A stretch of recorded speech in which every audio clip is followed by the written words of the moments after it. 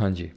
तो आज से हम लोग स्टार्ट करने वाले हैं एक बेहद ही important chapter and that is history. तो हम लोग का सबसे पहले हम लोगों ने कंप्लीट किया ज्योग्राफी, देन हम लोगों ने कंप्लीट किया पॉलिटी, देन हम लोगों ने किया बायोलॉजी, देन हम लोगों ने किया केमिस्ट्री और अब हम करेंगे हिस्ट्री। ठीक है, तो एक बार मैं चेक कर लेता हूँ सारी चीज़ें प्रॉपर हैं कि नहीं।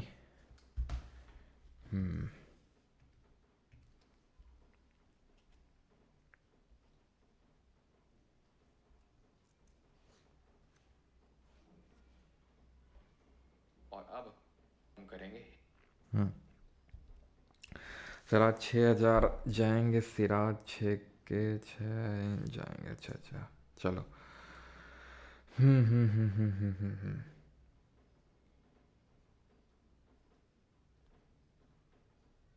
चलिए, राम राम सभी को। तो स्टार्ट करते हैं हिस्ट्री। और काफ़ी इम्पॉर्टेंट और काफ़ी इंटरेस्टिंग सब्जेक्ट है।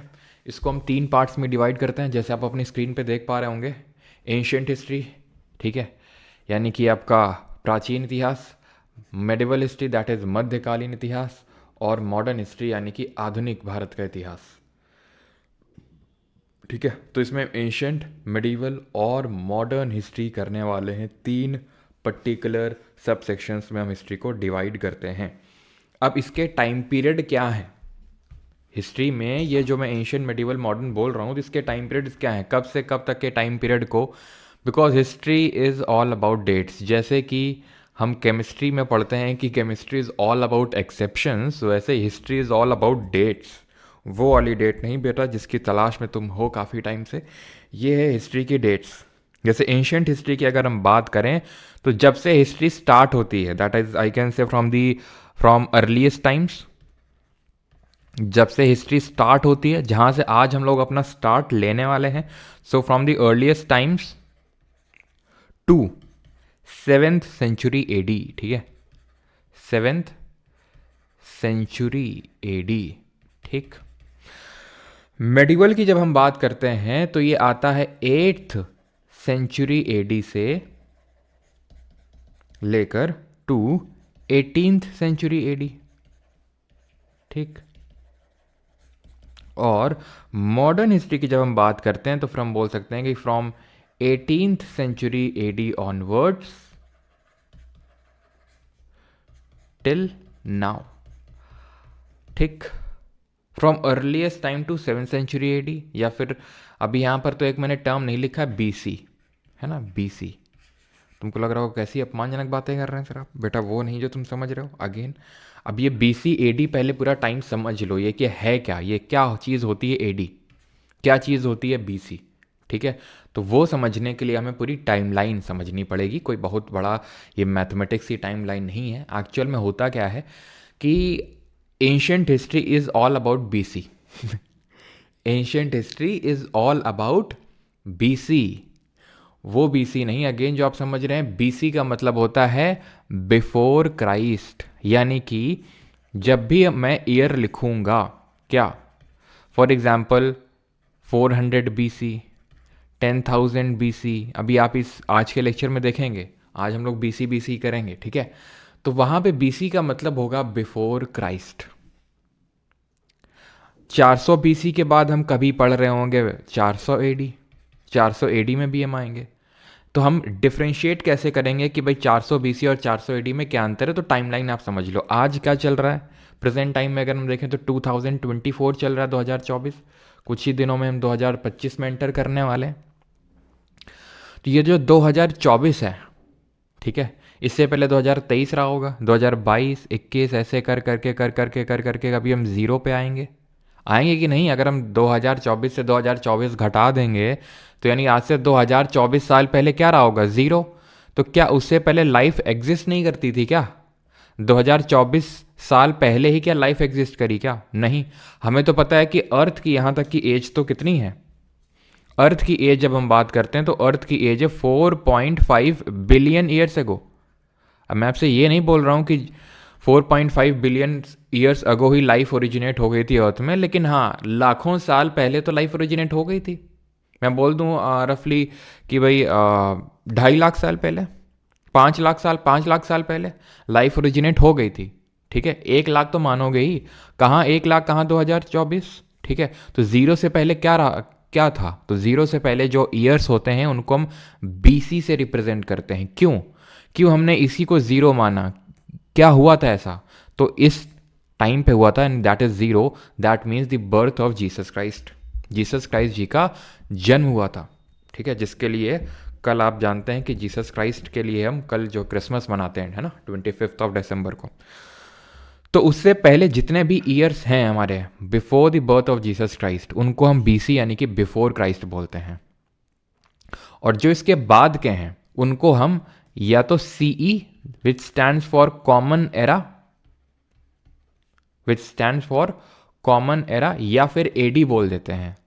एडी मतलब एनो डोमिनियन, और बीसी मतलब बिफोर क्राइस्ट, या फिर बीसीई भी अगर आप कहीं लिखे देखोगे तो कंफ्यूज मत होना, वो बीसी की ही बात हो रही, बिफोर क्राइस्ट एरा, बीसीई।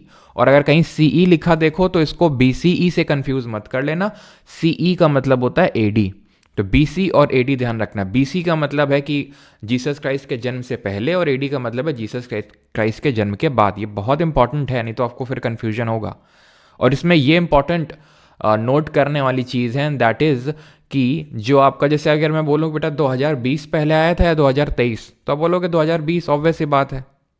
लेकिन अगर मैं बोलूँगा 100 बीसी पहले आया था या 200 बीसी, तो आप ये मत बोल देना कि 100 बीसी पहले आया था, 100 बीसी बाद में आया होगा। कैसे, ऐसे समझ लो, ये 1000 बीसी कभी रहा होगा, 900, 800, 700, 600, 500, 400, 300, 200, 100, ज़ीरो। तो आप देख रहे हो कि जब हम आगे बढ़ रहे हैं बीसी वाले टाइम पीरियड में, बीसी वाली टाइम लाइन में, तो हमारे जो नंबर, जो ये वैल्यू है वो घट रही है। आप ऐसे समझ लो, जब आप मैथमेटिक्स में ये ड्रॉ करते हो स्केल, तो आप किस तरह से करते हो, -6, -5, -4, -3, -2, -1, तो 6, 5, 4, 3, 2, ये क्या कर रहा है, ये अगर हम देखें तो हम आगे की ओर बढ़ रहे हैं, लेकिन ये नंबर घट रहा है। ऐसे ही यहाँ पर भी हम आगे की ओर तो बढ़ रहे हैं, 800 बीसी, 700 बीसी, 600 बीसी, 500 बीसी, लेकिन ये नंबर घट रहा है। तो अगर मैं आपसे बोलूं कि 700 बीसी पहले आया था या 800, तो आप क्या बोलोगे, 800 पहले आएगा, 700 बाद में आएगा। लेकिन अगर मैं एडी में यही पूछ लूं, तो एडी में 700 पहले आएगा, 800 बाद में आएगा, क्योंकि यहाँ पर 100, 200, 300, 400 इस तरह से हम बढ़ रहे हैं। आई होप आपको क्लियर होगा। यहाँ पर सेंचुरी वाला भी कॉन्सेप्ट समझ लो, बिकॉज जब मैं बोलूँगा ये सेंचुरी एडी, वो सेंचुरी एडी, ये सेंचुरी बीसी, वो सेंचुरी बीसी, तो आपको पता होना चाहिए। जैसे एग्जाम्पल के तौर पर अगर मैं बोलूँ आपसे 8th सेंचुरी की अगर मैं बात कर रहा हूँ, ठीक है, अगर मैं 8th सेंचुरी की बात कर रहा हूँ फॉर एग्जाम्पल, तो 8th सेंचुरी का मतलब हो जाएगा, आप सीधा लिखो 800 बीसी। ठीक है, सेंचुरी का मतलब होता है 100, इतना तो सबको पता होगा, सेंचुरी का मतलब 100, तो 8th सेंचुरी मतलब 800, और उससे 100 घटा दो तो 700। तो 700 से 800 के बीच का जो टाइम पीरियड होगा वो होगा हमारा 8th सेंचुरी बीसी। अगर एडी लिख दूंगा तो एडी हो जाएगा। तो जब भी कोई सेंचुरी की बात होती है, जैसे कि 5th सेंचुरी, तो 5th सेंचुरी का मतलब 500, 500 के आगे नहीं, 500 से 600 नहीं, 400 से 500।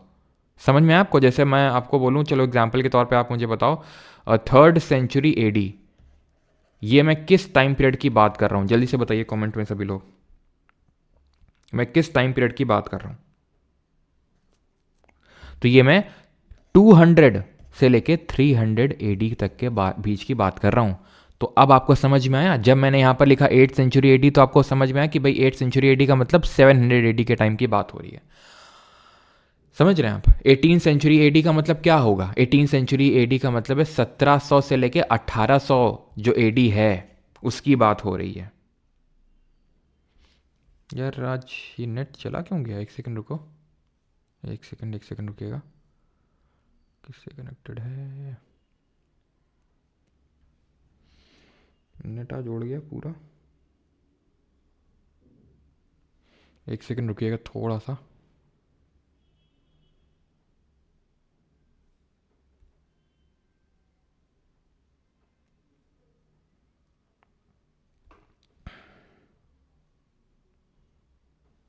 हिस्ट्री पूरा, एक सेकंड रुकिएगा थोड़ा सा, अभी वॉइस आ रही होगी प्रॉपर, ठीक है।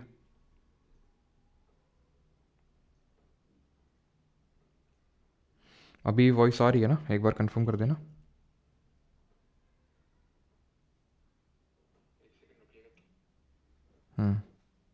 ठीक है। तो अब ये बात ये आती है कि मेडिवल हिस्ट्री को हम 8th सेंचुरी एडी से क्यों मानते हैं, मॉडर्न को 18th सेंचुरी से क्यों मानते हैं, क्योंकि कुछ तो ऐसा हुआ होगा ना। ठीक है, कुछ तो ऐसा हुआ होगा ना। तो यहाँ पर एक्चुअल में सबसे पहला इस्लामिक इन्वेजन हुआ था। ठीक है, फर्स्ट इस्लामिक इन्वेजन हुआ था बाई मोहम्मद कासिम, वो हम पढ़ेंगे जब हम मेडिवल हिस्ट्री स्टार्ट करेंगे। तो इस्लामिक इन्वेजन से, ठीक है, जो मोहम्मद बिन कासिम का इन्वेजन था, दैट इज़ जो इस्लामिक इन्वेजन है, पहला मुस्लिम अटैक है, वहाँ से हम मेडिवल हिस्ट्री को मानते हैं कि स्टार्ट हुई है। मॉडर्न हिस्ट्री कब मानते हैं, जब जहाँ से एक्चुअल में ब्रिटिश रूल स्टार्ट होता है। अब जिन लोगों को अगर पता हो तो बैटल ऑफ प्लासी आपने सुना होगा कभी, 1757, मतलब कब हुआ था, 18th सेंचुरी एडी में। तो वहीं से ही एक तरह से बैटल ऑफ प्लासी से ही मानते हैं कि ब्रिटिश रूल स्टैब्लिश हो गया था ढंग से इंडिया में। तो वहाँ से हम मॉडर्न हिस्ट्री मानते हैं। ठीक, तो सबसे पहले हम स्टार्ट करने वाले एंशियंट हिस्ट्री से, देन हम जाएंगे मेडिवल में, देन हम आखिरी में जाएंगे मॉडर्न में, यानी कि हम क्रोनोलॉजिकल ऑर्डर में बढ़ेंगे। और आपको क्रोनोलॉजी समझना बहुत ज़रूरी है, और वो समझने के लिए आपको अमित शाह जी के पास जाने की ज़रूरत नहीं है, वो मैं आपको सिखा दूंगा। ठीक है, तो एंशियंट हिस्ट्री से स्टार्ट करते हैं फ्रॉम अर्लीस्ट टाइम से, यानी कि लैक्स ऑफ ईयर्स पहले, लाखों साल पहले। अब सोचो क्या हुआ करता होगा। आपको लग रहा है कि ऐसे ही जीवन चलता होगा। आप सोचो आपके बाबा के बाबा के बाबा के बाबा, मतलब 4-5 मिनट तक ऐसे बाबा के बाबा करते रहो, तब जाके तुम पहुंचोगे कि कहीं पे हमारी जो ह्यूमन सिविलाइजेशन है वो कहीं ना कहीं स्टार्ट हुई होगी, या फिर ह्यूमन स्टार्ट, मतलब तो ह्यूमंस ऐसा तो है नहीं कि जिस तरह से आज हम हैं, है ना। आज मैं आपको पढ़ा रहा हूँ, लैपटॉप है, सारी चीज़ें हैं, सब कुछ है ना। मज़े ही मज़े हैं ज़िंदगी के, सारे मज़े हैं, लेकिन फिर भी मज़े नहीं है, फिर भी आनंद नहीं है। मज़े तो हैं लेकिन आनंद नहीं है। बहुत बड़ी मैंने बात बोल दी, मज़े और आनंद में बहुत बड़ा अंतर होता है। खैर, फ़िलॉसफी को साइड करते हैं। तो एक्चुअल में हमारे जो दादा पूर्वज, यानी कि अब समझ लो कि मैं लाखों साल पहले की बात कर रहा हूँ, आप समझ लो 5 लाख साल पहले, 10 लाख साल पहले, इस टाइम की बात है कि जो ह्यूमंस हैं उन्होंने पत्थरों से अपना जीवन स्टार्ट किया, पत्थर से स्टार्ट किया, समझ रहे हो। तो आप यहाँ पर देख पा रहे हैं, इसी को ही हम बोलते हैं स्टोन एज। यहीं से ही हमारी हिस्ट्री एक्चुअल में स्टार्ट होती है। हम अपनी हिस्ट्री को, एंशियंट हिस्ट्री को भी 2 पार्ट में, फिर हिस्ट्री को 2 पार्ट में या फिर 3 पार्ट में हम डिवाइड कर सकते हैं। एक को बोलते हैं प्री हिस्ट्री, ठीक है, प्री हिस्ट्री। एक होती है प्रोटो हिस्ट्री, ठीक है, और एक होती है हिस्ट्री। प्री हिस्ट्री का मतलब होता है कि कोई रिटन एविडेंस नहीं है, नो रिटन टेक्स्ट, कोई रिटन एविडेंस है ही नहीं, उसको हम बोलते हैं एक्चुअल में प्री हिस्ट्री। हमें आर्कियोलॉजी यानी पुरातत्व, यानी कि एक्सकेवेशन कर करके, खोद खोद के, कि इधर कुछ मिल गया उधर कुछ मिल गया, इनसे हम अगर अपना चीज़ें डिसाइफर करते हैं कि भाई इस टाइम के लोग इस तरह से रहा करते होंगे। हमें कोई रिटन एविडेंस नहीं मिला है कि भाई वो लोग कुछ लिख के गए थे और जो हम समझ गए कि अच्छा इस तरह से रहते थे। वो कुछ लिख के नहीं गए, बस हम सिर्फ डिसाइफर कर रहे हैं। हम सिर्फ बस अनुमान लगा सकते हैं वो चीज़ें देख के कि हाँ, जैसे फॉर एग्जांपल कि हमें छोटे छोटे ये स्टोन्स मिले, तो हम समझ सकते हैं कि हाँ यार, ये पत्थर का इस्तेमाल करते रहा करे होंगे, और इस तरह से पत्थर को काट काट के डिफरेंट तरह के पत्थर बनाते होंगे और उनको डिफरेंट यूज़ में लाते होंगे। ठीक है, तो इसको हम बोलते हैं प्री हिस्ट्री। अभी मैंने बोला एक प्रोटो हिस्ट्री होती है, ठीक है। ये प्रोटो हिस्ट्री क्या होती है? प्रोटो हिस्ट्री होता का मतलब होता है जहां पे थोड़े बहुत रिटन एविडेंसेस तो हैं, लेकिन हम इतने काबिल नहीं हैं कि वो हम समझ सकें। वो क्या लिख के गए थे हमें पता नहीं चल रहा है, उसको बोलते हैं प्रोटो हिस्ट्री। जो कि इंडस वाली सिविलाइजेशन, हड़प्पा मोहनजोदारो का नाम तो सबने सुना होगा, एटलीस्ट मैं इतनी तो उम्मीद करता हूँ। ठीक है, नहीं सुना है तो भी कोई दिक्कत नहीं, लेकिन आई थिंक सुना होगा। तो एक्चुअल में उसी को ही प्रोटो हिस्ट्री हम बोलते हैं, प्रोटो हिस्टोरिकल टाइम पीरियड बोलते हैं, क्योंकि वहाँ के लोग लिख के तो कुछ गए थे, लेकिन हम पता नहीं लगा पाए कि वो क्या है, आज तक पता नहीं लगा पाए। तो पता कैसे चला? उसी टाइम के जो बाकी जगहों के एविडेंस थे, अब मैं ज़्यादा डीप डेवल नहीं कर रहा हूँ मेसोपोटामिया इन सब में, वो हम कल के लेक्चर में देखेंगे। तो वहाँ से हमें पता चला कि यार अच्छा, ये लोग इस तरह से रहा करते थे। प्लस आर्कियोलॉजी से भी पता चला, पुरातत्व से ही पता चला कि हाँ यार, हमें ये चीज़ें देखने को मिल रही हैं। ठीक है, किसी कुत्ते की हड्डी देखने को मिली तो हाँ यार, कुत्ते को ये लोग जानते थे। घोड़ा कहीं देखने को नहीं मिल रहा, घोड़े की हड्डी, तो मतलब घोड़े को नहीं जानते थे। तो इस तरह से हमने यहाँ पर पता लगाया। तो आप समझ रहे हैं कि अभी तो हिस्ट्री हम स्टार्ट ही नहीं कर रहे हैं, हम तो अभी प्री हिस्ट्री पे हैं। प्री हिस्ट्री का मतलब है कुछ लिख के नहीं गए। तो सबसे पहले यानी जब हम स्टोन एज की बात करते हैं तो स्टोन एज और कॉपर एज यहाँ के लोग कुछ लिख के नहीं गए थे, सिर्फ हमें आर्कियोलॉजिकल एविडेंसेस से ही पता लगाना पड़ा कि इनका लाइफस्टाइल क्या था, ये लोग किस तरह से रहते थे, वो सारी चीज़ें। तो आज के लेक्चर में हम प्री हिस्ट्री करने वाले हैं, प्रोटो हिस्ट्री कल से करेंगे और परसों के लेक्चर से हिस्ट्री एक्चुअल में स्टार्ट होगी। तो आज हम स्टोन एज और कॉपर एज देखने वाले हैं। तो स्टोन एज को स्टोन एज क्यों बोलते हैं आप समझ गए होंगे, क्योंकि यहाँ जो इंसान होता था वो स्टोन्स वो टूल्स उन टूल्स का इस्तेमाल करता था, उन औजारों का इस्तेमाल करता था जो स्टोन यानी कि पत्थर से बने होते थे। ठीक है, इसको आप अभी भूल जाओ क्योंकि ये हम कल के लेक्चर में देखेंगे ब्रॉन्ज एज, जो कि हमारा हड़प्पा मोहनजोदारो ये सब, इसको हम प्रोटो हिस्ट्री बोलते हैं। ठीक, स्टोन एज को हम 3 बेसिस पे क्लासिफाई करते हैं। किस बेसिस पे? On the basis of stone tools used. किस तरह के वो स्टोन टूल्स का इस्तेमाल करते थे उसके बेसिस पे हम स्टोन एज को भी 3 पार्ट में डिवाइड करते हैं, पीलियोलिथिक, मीजोलिथिक और नियोलिथिक। चैल्कोलिथिक नहीं, ठीक है, ये गलत लिखा हुआ है यहाँ पे, ये होगा आपका नियोलिथिक। ठीक है, ये होगा आपका नियोलिथिक। पीलियोलिथिक, मीजोलिथिक और नियोलिथिक, इसको बोलते हैं हिंदी में पुरा पाषाण, मध्य पाषाण और नव पाषाण। पाषाण का मतलब है स्टोन, लिथ का मतलब स्टोन होता है, पीलियो का मतलब ओल्ड, तो ओल्ड स्टोन एज। ठीक है, मीजो का मतलब होता है मिडिल। इतना सिंपल सिंपल सा भी क्वेश्चन पूछ लेता, आप यकीन नहीं करोगे, एसएससी में भी और यूपीएससी के जैसे सीडीएस सीएपीएफ जैसे एग्जाम होते हैं, हम सारे क्वेश्चन करेंगे, यूपीएससी के भी क्वेश्चन करेंगे, एसएससी के भी क्वेश्चन करेंगे, जैसे हम करते आए हुए हैं। ठीक है, तो ये आपका जो सीडीएस और सीएपीएफ के लिए जो भी स्टूडेंट्स प्रिपेयर कर रहे हैं उनके लिए भी है ये। ठीक है, तो न्यू स्टोन हम सारे क्वेश्चंस करेंगे जो रिसेंट एग्जाम में है, चाहे वो यूपीएससी हो चाहे एसएससी, तो उससे आपको क्लियर हो जाएगा कि हम लोगों ने सारा कुछ कवर कर लिया है। तो ये चीज़ क्लियर हुआ। ठीक है, वो डायरेक्टली आपसे पूछ लेगा न्यू स्टोन एज का मतलब क्या है, तो नियोलिथिक है। अब जब मैं बोलता हूँ पीलियोलिथिक तो मैं किस टाइम पीरियड की बात कर रहा हूँ, तो 5 लाख बीसी यानी कि ईसा मसीह के जन्म से 5 लाख साल पहले की बात कर रहा हूँ मैं, और उनके जन्म से 10,000 साल पहले, इस टाइम पे पीलियोलिथिक एग्जिस्ट करता था। फिर लगभग 9,000 या फिर 10,000 के समथिंग, 10,000 के बाद से लेकर 4,000 या चलो या तो आप यहाँ पर 7,000 कर लो, ठीक है, 7,000 बीसी तक मीजोलिथिक चला, और चैल्कोलिथिक जो था वो आपका 7,000 बीसी से लेकर 1000 बीसी तक चला। अब देखो है क्या, आप जैसे यहाँ पर 4,000 लिखा है तो ऐसा नहीं कि पूरी तरह से गलत है। अब है क्या कि जैसे हमने इनको डिवाइड किया है on the basis of stone tool, ये लोग बहुत बड़े बड़े स्टोन टूल यूज़ करते थे, अभी हम देखेंगे छोटे, ये और छोटे और अच्छे यूज़ करने लगे। तो वो डिपेंड करता है, हो सकता है कि यहाँ पे कोई साइट रही हो जहाँ पे बड़े बड़े पत्थर का लोग इस्तेमाल करते हों, और उसी टाइम पे यहाँ पर कोई एक साइट डेवलप हो गई जहाँ छोटे छोटे पत्थर का भी डेवलपमेंट स्टार्ट हो गया, और छोटे पत्थरों का डेवलपमेंट यहाँ पर स्टार्ट हो गया, लेकिन यहाँ पर काफ़ी लंबे समय तक कंटिन्यू रहा। तो ऐसे टाइम पीरियड बहुत ही ज़्यादा स्ट्रिक्ट नहीं होता है कि नहीं भाई 7,000 है तो 7,000 होगा, 6,000 नहीं होगा या फिर 8,000 नहीं होगा।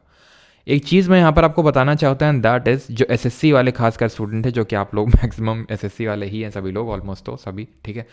तो ये चीज़ ध्यान रखना कि एसएससी ने सीजीएल में आई थिंक 2022 में क्वेश्चन पूछा था, और उसमें वहाँ माना था उसने 12,000 से लेके 12,000 बीसी से लेके 10,000 बीसी का टाइम पीरियड माना था मीजोलिथिक का। तो आपको यही रट्टा मारना है, क्योंकि ज़्यादातर आप जगह देखोगे, ज़्यादातर जगहों में, कि वो मीजोलिथिक का यानी मिडिल स्टोन एज का टाइम पीरियड 10,000 बीसी से लेके 7 या 8,000 बीसी तक आपको देगा। लेकिन आपको तो यही रटना है, ये बोल के कि मुझे फर्क नहीं पड़ता कि किस बुक में क्या दिया है, कौन टीचर क्या बता रहा है, मुझे तो फर्क इस बात से पड़ता है कि मेरा एसएससी क्या पूछ रहा है, एसएससी क्या आंसर की में दे रहा है। तो एसएससी ये दे रहा है, और अगर मान लो एसएससी कल को कुछ इधर उधर दाएं बाएं करता भी है तो हमारे पास एक क्लियर एविडेंस है प्रूफ के तौर पे कि भाई तुमने ही पहले पूछा था, तुमने ही माना था 12,000 से लेकर 10,000 बीसी का टाइम पीरियड। तो ये आपको रटना है, ये आपको याद रखना है, ठीक है। मैंने दोनों आपको क्लियरली बता दिया है, आपको ये याद नहीं रखना है, ठीक है। और नियोलिथिक का ये समझ गया। अब हम आते हैं एक एक करके देखते हैं पीलियो, मीजो और नियो में क्या अंतर है, ठीक। तो सबसे पहले तो आते हैं पीलियो। वॉइस ब्रेक हो रही है क्या? वॉइस ब्रेक हो रही है, एक बार कंफर्म कर दो। आई थिंक ब्रेक तो नहीं हो रही है। तो अब हम आते हैं स्टोन एज। आप देख सकते हैं कि ये पत्थर के बने हुए टूल्स हैं। तो सबसे पहले हम आएंगे पीलियोलिथिक। पीलियो मतलब ओल्ड और लिथिक का मतलब होता है स्टोन। ठीक,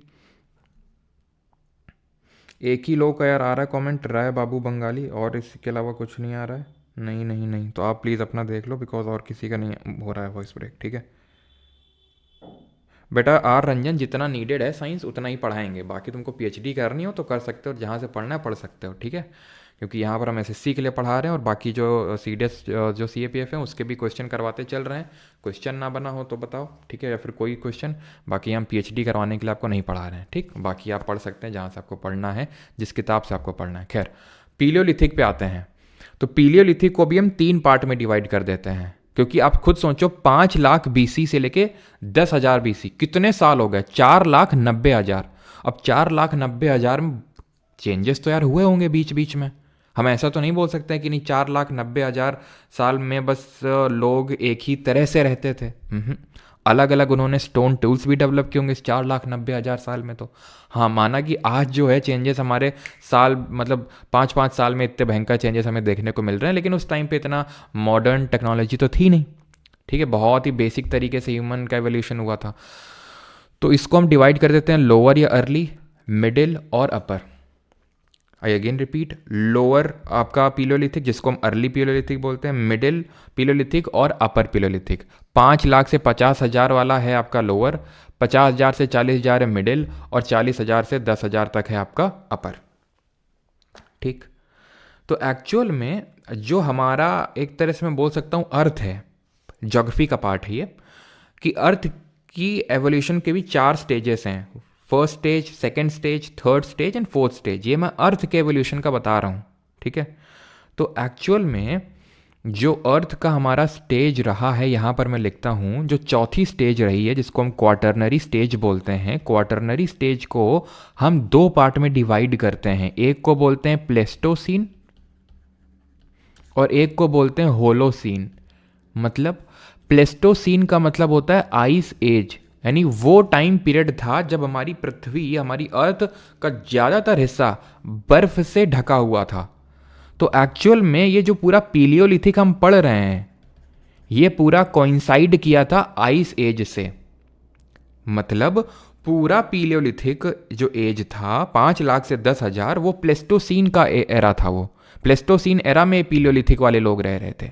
होलोसीन 10,000 से लेके आज अभी हमारा क्या चल रहा है, कौन सा स्टेज चल रहा है अर्थ का? होलोसीन। अब कल को अगर मान लो कुछ चेंजेस होते हैं, एस्टेरॉयड का इम्पैक्ट मान लो हो गया, एस्टेरॉयड गिर गया और एकदम से टेम्परेचर बहुत कम हो गया एकदम से हमारी अर्थ का, तो अगेन से हमारा एक और स्टेज, हम कुछ और स्टेज स्टार्ट हो जाएगा। हो सकता है पूरा हमारा ह्यूमन का सत्यानाश हो जाए, फिर से है ना बने, और फिर से आर्कियोलॉजी होगी, फिर है ना लैपटॉप मोबाइल ये सब मिलेंगे, फिर कोई ना कोई ऐसे पढ़ रहा होगा।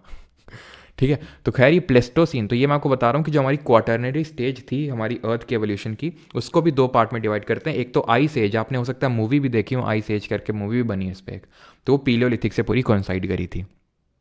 ठीक है, तो अब हम यहाँ पे सबसे पहले लोअर और अर्ली में पढ़ते हैं 5 लाख बीसी से लेके 50,000 BC, that is ice age. ठीक है, ये भी आइस एज है, और यहाँ से आइस एज खत्म हो गई थी धीरे धीरे। ठीक है, it coincided with the last phase of Pleistocene. तो सोहन एक वैली है पंजाब में, इसको सोन वैली बोलते हैं। बेलन वैली है, ये मिर्ज़ापुर में एक रिवर है, बेलन पड़ती थी उस टाइम पे, तो उसके आसपास ये बेलन वैली डेवलप हुई, जहाँ पर पीलियोलिथिक के लोग रहते थे, मतलब बड़े बड़े स्टोन टूल्स का यूज़ करते थे। ठीक है, बेलन वैली, डिडवाना राजस्थान, नेवासा महाराष्ट्र, हुंसगी कर्नाटका, पहलगाम कश्मीर, पटने महाराष्ट्र। तो ostrich evidence was found for the first time in पटने महाराष्ट्र, तो ध्यान रखिएगा। अब ये जो पीलियोलिथिक वाले लोग थे, ठीक है सर, वो भी करेंगे। ठीक है, तो जो पीलियोलिथिक वाले लोग थे, तो ये क्या थे, ये बड़े बड़े स्टोन टूल्स का यूज़ कर रहे थे और इन जगहों में रह रहे थे। ये लोअर पीलियोलिथिक की बात हो रही है। सोन वैली, बेलन वैली, आपसे क्या करता है वो स्टेटमेंट क्वेश्चन दे देगा और आपसे पूछ लेगा ये कहाँ पे लोकेटेड है। ठीक है, तो ये कहाँ पे लोकेटेड है सिंपल आपसे पूछ लेता है, तो इसलिए आपको पता होना चाहिए कि कहाँ पे लोकेटेड है। जैसे डिडवाना कहाँ पे है और ये किस पर्टिकुलर एज से बिलोंग करती है, तो ये अपर या फिर सॉरी लोअर पीलियोलिथिक से बिलोंग करता है। देन आते हैं 50,000 से लेके 40,000 जो बीसी का टाइम पीरियड था, ये मिडिल पीलियोलिथिक कहलाता है। ये फ्लेक टेक्नोलॉजी पे बेस्ड था। ये क्या टेक्नोलॉजी होती है, तो आप खुद सोचो कि ये कितने साल हो गए, 4.5 लाख साल। 4.5 लाख साल बाद कुछ तो लोगों ने धीरे धीरे एवोल्यूशन किया होगा। तो अब उन्होंने क्या किया था, पत्थर में पत्थर मार के, जो आप इस पिक्चर में देख पा रहे हो, क्या कर रहे हैं भाई साहब, पत्थर में पत्थर मार के एक अलग से ऐसा टुकड़ा निकाल रहे हैं, अलग से ऐसा थोड़ा सा नुकीला टाइप का, थोड़ा सा नुकीला टाइप का पत्थर निकाल रहे हैं। इसी को बोलते हैं फ्लेक। फ्लेक का मतलब होता है एक साइड से चिप करके स्टोन को चिप करके एक ऐसा थोड़ा सा पॉइंटेड टाइप निकाल लेना। अब इसके यूज़ बढ़ जाएंगे। अभी ये जो पत्थर था, मान लो बड़ा वाला पत्थर, तो इससे मान लो किसी को मार दिया, छोटा जैसे खरगोश खरगोश है, हिरन हिरन है, तो फेंक के मारा, मर गया वो, ठीक। अब उसकी चीर फाड़ कैसे करेंगे, तो चीर फाड़ करने के लिए उन्होंने इस तरह का फ्लेक टेक्नोलॉजी का इस्तेमाल करना शुरू किया। थोड़ा पॉइंटेड बनाया तो चीर फाड़ इससे हो जाती थी, और थोड़े बहुत और भी काम हो जाते होंगे। तो फ्लेक टेक्नोलॉजी कब डेवलप हुई, मिडिल पिलोलिथिक में। इनका मेन ऑक्यूपेशन क्या था पिलोलिथिक वालों का, हंटिंग एंड फूड गैदरिंग, सबका, ऐसा नहीं कि मिडिल वालों का ही था। तो मेनली लेकिन जो डेवलप हुआ था ये हंटिंग और फूड गैदरिंग, ये यहीं पे स्टार्ट हुआ था। हंट करते थे, मारते थे और खाते थे। अभी तक ये वेजिटेरियन उतने ढंग से बने नहीं थे, क्योंकि अभी तक एग्रीकल्चर के बारे में इनको बिल्कुल नहीं पता था कि भाई किस तरह से एग्रीकल्चर करते हैं, किस तरह से गेहूँ चावल ये सब उगाते हैं, बिल्कुल नहीं पता था। तो मारते थे खाते थे, मारते थे खाते थे, ठीक है। अपर पिलोलिथिक में जैसे ने बताया, लास्ट फेज जो था आइस एज का, आइस एज के साथ पिलोलिथिक भी खत्म हो गया। अपीयरेंस ऑफ होमोसेपियंस, तो होमोसेपियंस सबसे पहली बार यहाँ पर अपीयर होते हैं, ठीक है। तो होमोसेपियंस क्या है, तो ये है होमोसेपियंस। हम सबसे पहले ऑस्ट्रेलोपिथिकस थे, ठीक है, इस तरह से। फिर धीरे धीरे हम होमो हेबिलस बने, होमो इरेक्टस बने, होमो नियंदरलेंस बने, ये अजीब सा नाम है, नियंदर क्या बोलेंगे इसको, नियंदर थैलेनेसिस, ठीक है। और फिर हम होमो सेपियंस बने, यानी कि धीरे धीरे हमारा एवोल्यूशन हुआ। डिफरेंट टाइप के एप्स पाए जाते थे, ठीक है, बंदर। उन्हीं में बंदरों में से एक हमारी प्रजाति है बंदरों की, ठीक है, जो यहाँ से डेवलप होना स्टार्ट हुई। और यहाँ पर आप देख रहे हैं धीरे धीरे किस तरह से जो ब्रेन है वो डेवलप हो रहा है, ठीक। और ये माना जाता है कि जो ब्रेन डेवलप हुआ है ये मीट ईटिंग की वजह से डेवलप हुआ है, क्योंकि उसमें हमारी जो स्टमक है उसको कम काम करना पड़ता है। And when there is less work to do for the stomach, there is more energy for the brain. और इस तरह से धीरे धीरे हमारा ब्रेन डेवलप हुआ। तो हम जो होमोसेपियंस के तौर पे जब हम इवॉल्व हुए, वो एक्चुअल में यही एज था, अपर पिलोलिथिक। साइट्स क्या हैं, भीमबेटका केव्स। एक्चुअल में जो अपर पिलोलिथिक है, ये आते आते तक, जैसे कि जब हम मिडिल वाले में आए तो हमने इसका एक डिस्टिंग्विशिंग फीचर ये है कि फ्लेक टेक्नोलॉजी हमने बना ली, यानी कि पत्थर में पत्थर मार के एक नुकीला पत्थर निकाल दिया। यहाँ पे आते आते हम गुफाओं में रहने लगे, केव्स और रॉक शेल्टर्स में, यानी एक तरह से सेटल्ड लाइफ जीने लगे। सेटल्ड लाइफ जीने लगे हम यहाँ पे आते आते, समझ रहे हैं आप। सेटल्ड लाइफ का मतलब ये है कि अब हम झुंड में रहने लगे, हमने अपने रहने के लिए कहीं पे थोड़ा सा गुफा उफा बना ली, ठीक है। और हम बाकी गुफा के अंदर गए और बाकी क्रियाकलाप भी पॉसिबल हो पाया। क्या क्रियाकलाप की बात हो रही बेटा, वो नहीं जो तुम समझ रहे हो हैं कि सर किस तरह क्रियाकलाप बेटा, क्योंकि देखो मुझे पता है आप लोग पढ़ाई लिखाई के बारे में सोच रहे होंगे कि वो लोग पढ़ाई लिखाई करने को, नहीं, उस टाइम पे ऐसा पढ़ाई लिखाई का कोई कॉन्सेप्ट नहीं था। यहाँ पे ये लोग जैसे कि हमें गुफाओं में, जैसे कि ये मध्य प्रदेश की एक साइट है भीमबेटका, भीमबेटका पड़ता है मध्य प्रदेश में। तो वहाँ पे, वहाँ की जो गुफाएं हैं, वहाँ पर हमें इस तरह की पेंटिंग्स मिली हैं गुफाओं में, जिनको हम भीमबेटका केव पेंटिंग बोलते हैं। एक हमारे थे वीएस वाकांकर करके उनका नाम था, वीएस वाकांकर। ये एक बार ट्रेन से जा रहे थे, ठीक है, जब भोपाल में ट्रेन इनकी आई होगी, भोपाल में पड़ता है, भोपाल के पास भीमबेटका।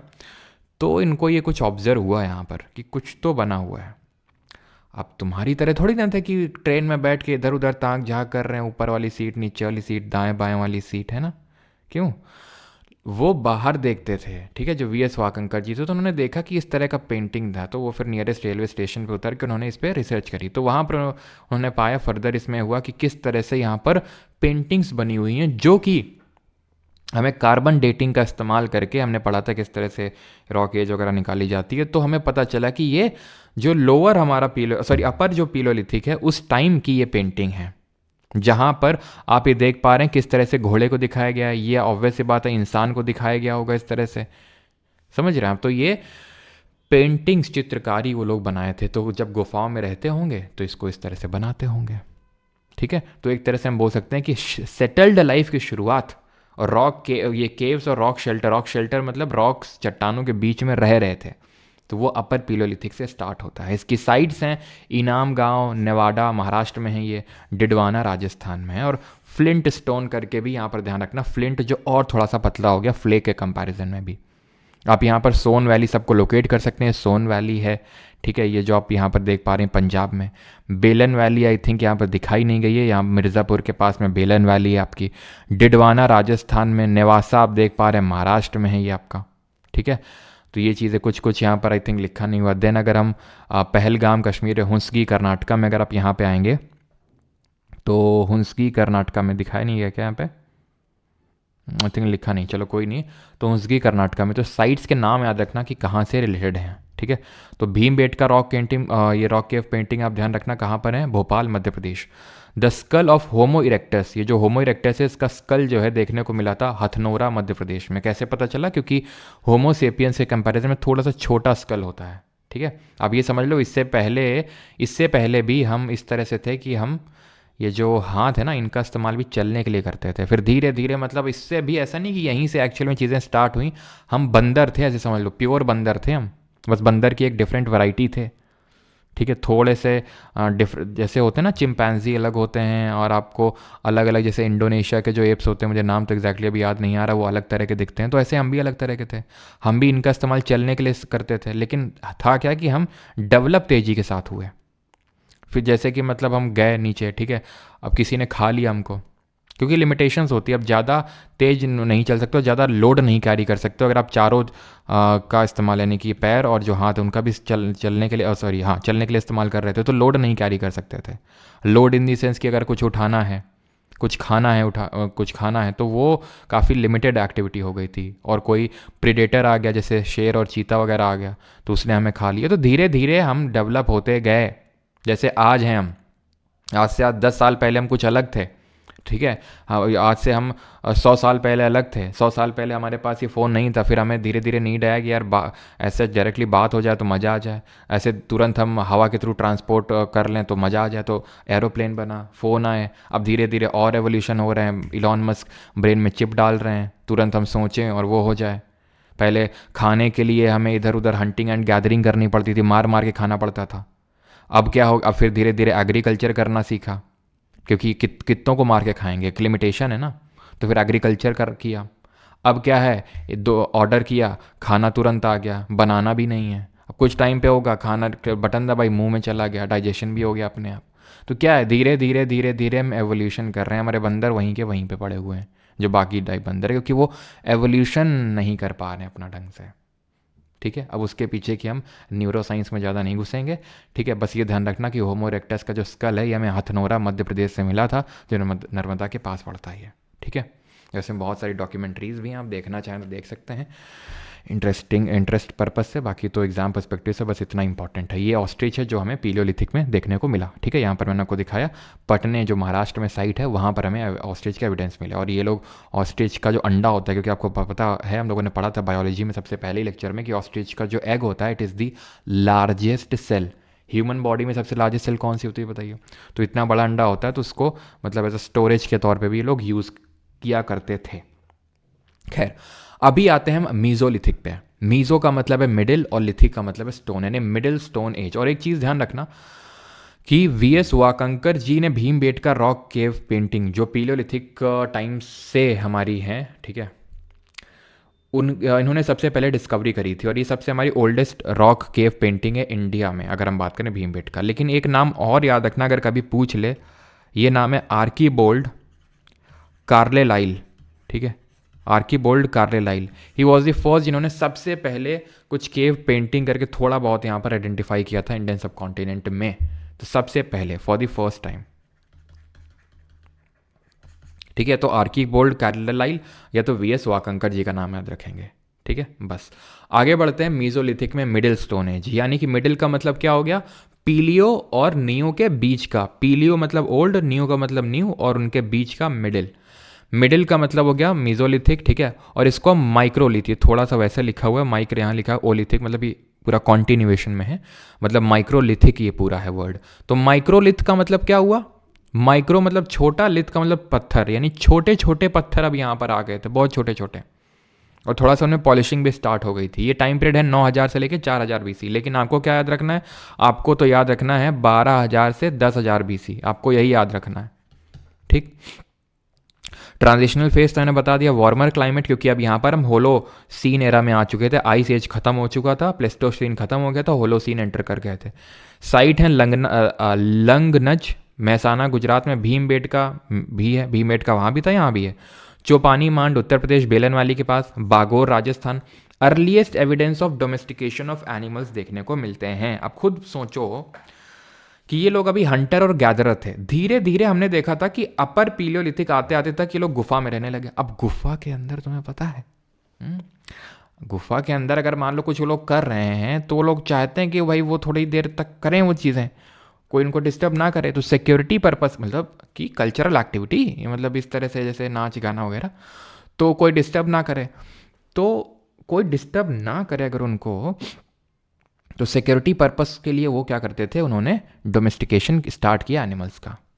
आज भी हम क्यों करते हैं डोमेस्टिकेट? किसको करते हैं भाई? हम कुत्ते को, ठीक है।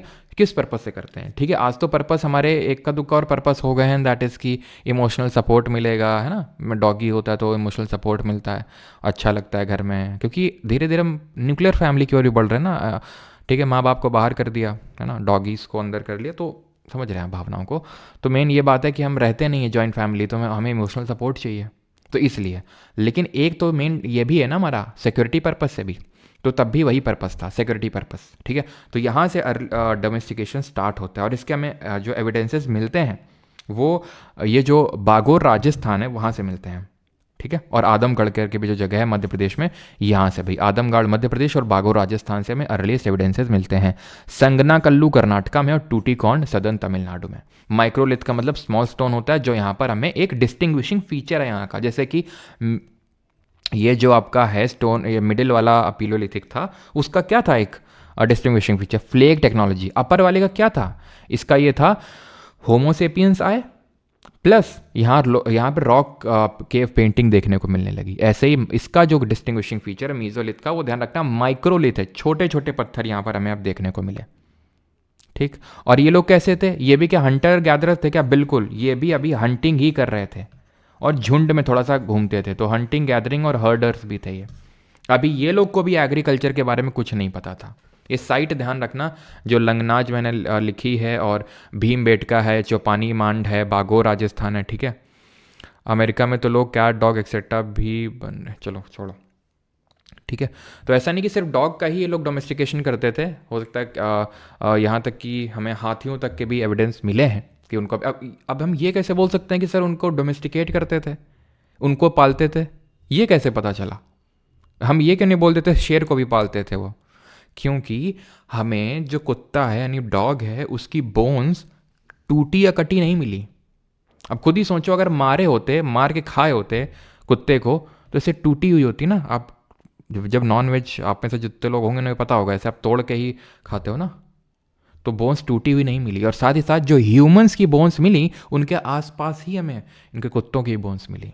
उनके आसपास का मतलब मैं ये नहीं बोल रहा उनके बगल में ही सटा के, जो हमें आगे देखने को वो भी मिलेगा, उनके बगल में एकदम सटा के वो देखने को मिला। लेकिन यहाँ पर ऐसा सटा के हमें देखने को नहीं मिला कि उनके साथ डोमेस्टिकेशन किया गया हो, मतलब उनके साथ बरी किया गया हो, दफनाया गया हो। इतनी चीज़ क्लियर? तो ये साइट्स याद रखेंगे कहाँ पे कौन सी है। मैं बहुत ही स्पेसिफिक चीज़ें आपको करवा रहा हूँ, ना ज़्यादा डेप्थ में और ना ज़्यादा बहुत ऊपर ऊपर। नियोलिथिक पे आते हैं। नियोलिथिक ये कौन थे?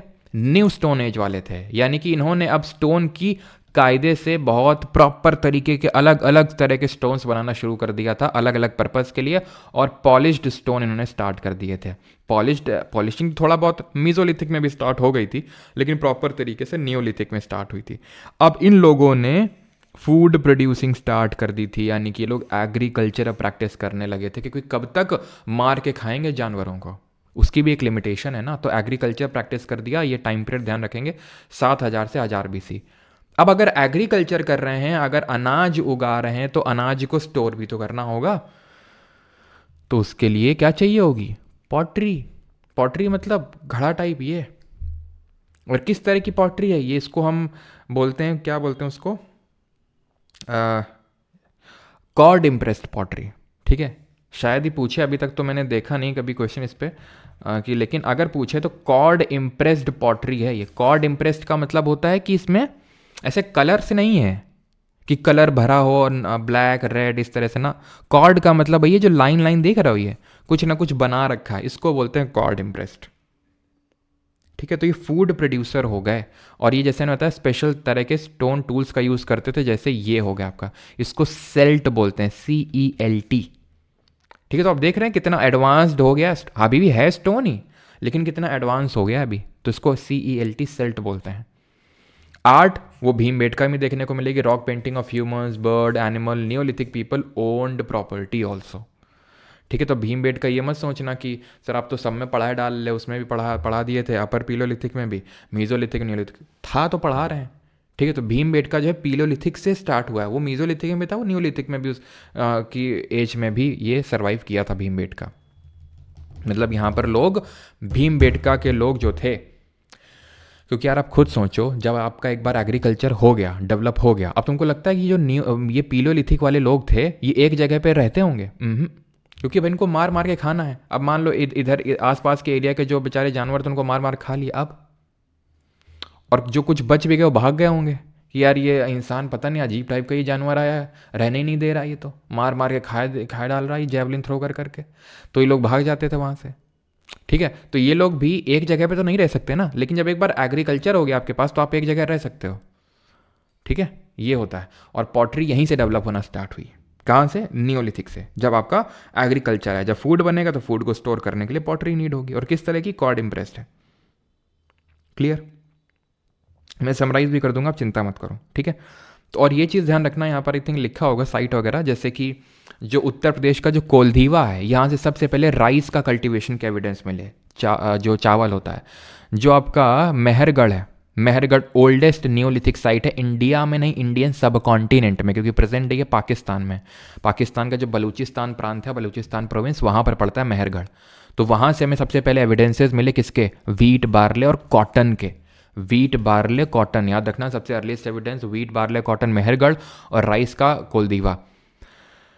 और एविडेंस ऑफ हाउस, किस तरह के हाउस? ये हुआ करते थे आपके मड ब्रिक के हाउस, मड ब्रिक यानी कच्ची ईंट के जो घर हुआ करते थे वो बनाए थे इन लोगों ने। लेकिन जो कश्मीर वैली में जो बुर्जा होम था, ठीक है, बुर्जा होम का मतलब होता है प्लेस ऑफ बर्च। बर्च एक तरह का पेड़ होता है, ठीक है, बर्च। तो बुर्जा होम वहाँ से नाम पड़ा। तो बुर्जा होम जो है 16 kilometre west of Srinagar located है। यहाँ पर हमें देखने को मिला कि यहाँ पे भी लोग रह रहे हैं, गुफाओं में नहीं, केव्स में नहीं, बना के कुछ। लेकिन ये मड ब्रिक हाउस नहीं बना पा रहे थे मेहरगढ़ वालों की तरह कि भाई इस तरह का बना दिया था ना। ये लोग क्या कर रहे थे? गड्ढा खोद खोद के अंदर रह रहे थे। इसी को बोलते हैं लेक साइड पिट। पिट का मतलब होता है गड्ढा। तो गड्ढे के अंदर रह रहे थे लोग, लेक के किनारे रह रहे थे, बिकॉज लेक के किनारे मछली और ये जो श्रिम्प, झींगा वींगा है, सब मिल जाता है खाने वाने के लिए थोड़ा सा, ठीक। और यहाँ पर हमें domestic dogs were buried with their masters. आप समझ सकते हैं कि डॉग की इंपॉर्टेंस कितनी बढ़ गई थी अभी, कि जो कुत्ता था वो उसके मास्टर के साथ में बरी किया गया था, बगल में दफनाया गया था। वो मैं कैसे पता चला? क्योंकि जहाँ इंसानी कंकाल है बगल में ही कुत्ते का कंकाल है, वो उसमें उसकी हड्डी बिल्कुल सही सलामत है। तो मतलब उसको मार के नहीं गाड़ा गया है। वो ऐसा हुआ होगा कि जैसे इंसान जैसे मर गया, अब एक साथ तो मरा नहीं गया, इंसान मरा, कुत्ता मर गया, इंसान मर गया, जब उसका कोई डॉग मरता होगा तो उसको भी साथ में वहीं दफना दिया जाता होगा, या डॉग मरता होगा तो उसको दफना दिया गया, जब उसका मास्टर मरता होगा तो उसको वहाँ दफना दिया जाता होगा, ऐसे ऐसे करके, ठीक है। गुफकराल की अगर बात करेंगे तो गुफकराल जैसे मैंने बताया कश्मीर वैली में बुर्जा होम गुफकराल पढ़ते हैं। बुर्जा होम देख लिया, दो चीज़ें, एक तो गड्ढे में रहते थे और डोमेस्टिक डॉग्स है ना, उनका साथ बरी किया था मास्टर्स के साथ। गुफकराल, गुफ का मतलब है गुफा, कराल मतलब जो कुम्हार हैं उनको बोलते थे। तो केव ऑफ पॉटर यानी कि कुम्हारों की गुफा, जहाँ पर कुम्हार क्या करते होंगे भाई? पॉटरी बनाते होंगे, ये पॉटरी बनाते होंगे। तो एग्रीकल्चर और डोमेस्टिकेशन ऑफ एनिमल यहाँ से भी देखने को मिलता है। और केव of Potter 41 kilometre south east of Srinagar. Bihar की एक साइड है चिरांद। चिरांद बड़े चिरांद आदमी हो, हमारे कानपुर में एक शब्द चलता है चिरांद का मतलब, समझते हो तुम लोग? कितने लोग समझते हो चिरांद का मतलब? तो चिरांद से जो है हमें टूल्स ऐसे देखने को मिलते हैं जो बोन के बने हुए, हड्डी के। अब बहुत हुआ पत्थर, अब हड्डियों के टूल्स बनाने लगे, क्योंकि हड्डी क्या होता है, डंडे जैसा होता है और थोड़ा सा पहना भी होता है। तो हड्डियों से बने हुए टूल्स कहाँ से मिले? बिहार के चिरांद से। ठीक। और कर्नाटका में साइट है संगनाकल्लू, ब्रह्मगिरी, मस्की, पिकली हल, हल्लूर, नियोलिथिक साइट हैं। हुंसगी, हुंसगी जो कर्नाटका में है, अगेन रिपीट, वो पीलियोलिथिक है हुंसगी। हल्लूर, पिकली हल, मस्की और ब्रह्मगिरी और संगनाकल्लू ये हैं आपकी नियोलिथिक साइट। आंध्रा में है आपकी बुडिहल, उटनूर और नागार्जुना कोंडा। इन रिवर के आसपास है। भीम, कृष्ण, तुंगभद्रा, ज्योग्राफी में सब पढ़ चुके हैं आप। जरा बताइए भीम किसकी ट्रिब्यूटरी है? तमिलनाडु में पय्यमपल्ली, कावेरी नदी के पास। बेलन वैली, कोलदीवा, मेहरगढ़ा, ये सब मैं बता चुका हूँ। कोलदीवा जहाँ पर हमें एविडेंस ऑफ राइस मिले। ठीक है, महागरा, ये मेहरगढ़ नहीं, महागरा ही है। गारो हिल्स मेघालय में। दाउजिली हेडिंग है असम में। यहाँ से हमें जेडाइट पत्थर मिला। जेडाइट पत्थर ये हरे कलर का पत्थर होता है, ग्रीन स्टोन होता है, इसी को ही जेडाइट स्टोन बोलते हैं। कहाँ से मिला? दाउजली हेडिंग, ये पड़ता है असम में, दाउजली हेडिंग।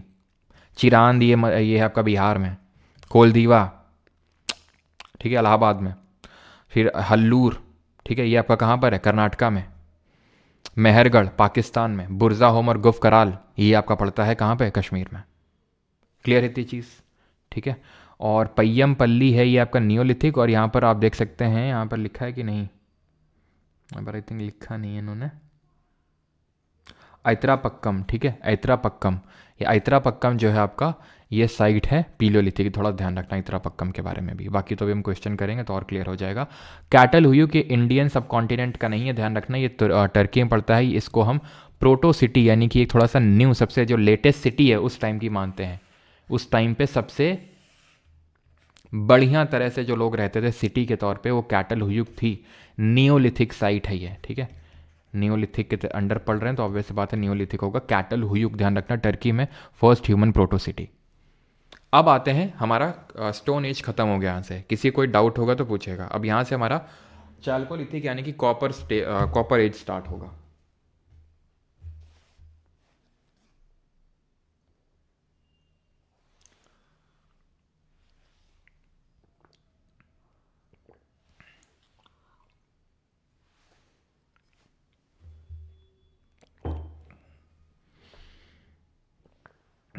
भीम तो मौसी को घाट पे ले जाके माला पहना, दूध की माला पहना भाई।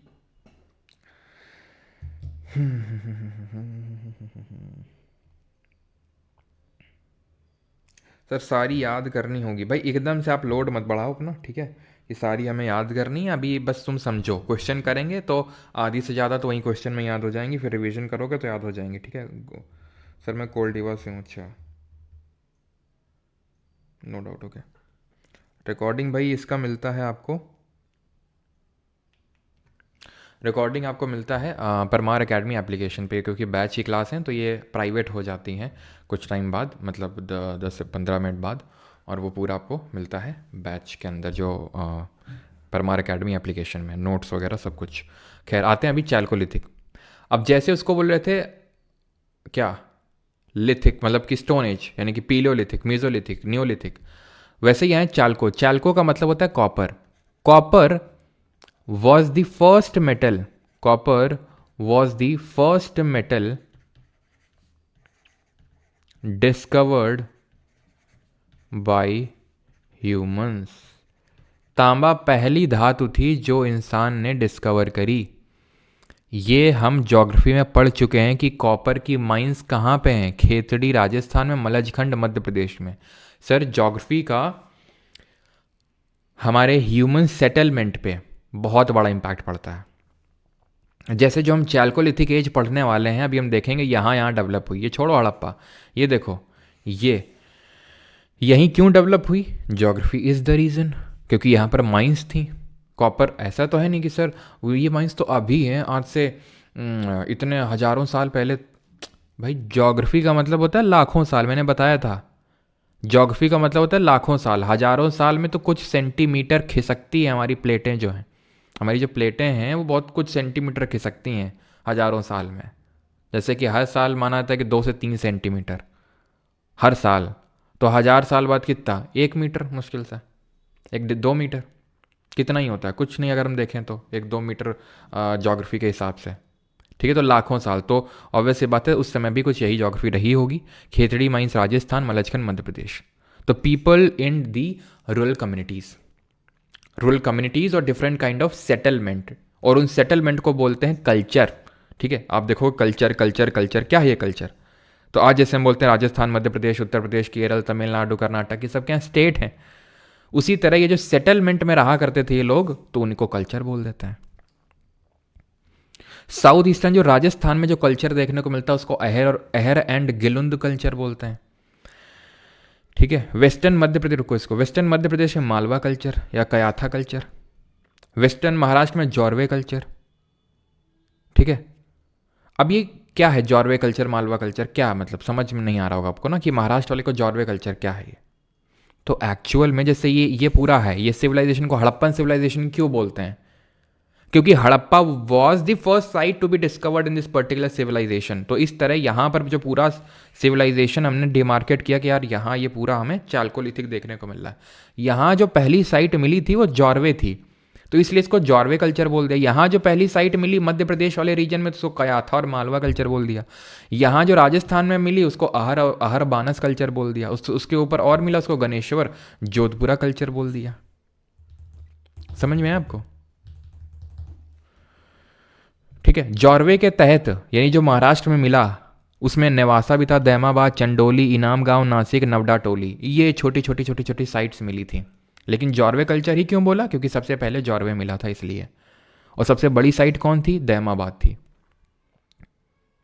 ठीक है, ये चीज़ क्लियर हुई कि भाई ये कल्चर इंपॉर्टेंट है, कि आपसे पूछ लेगा कि कौन सा कल्चर कहाँ पे था। तो जैसे अहर बानस कल्चर कहाँ पे?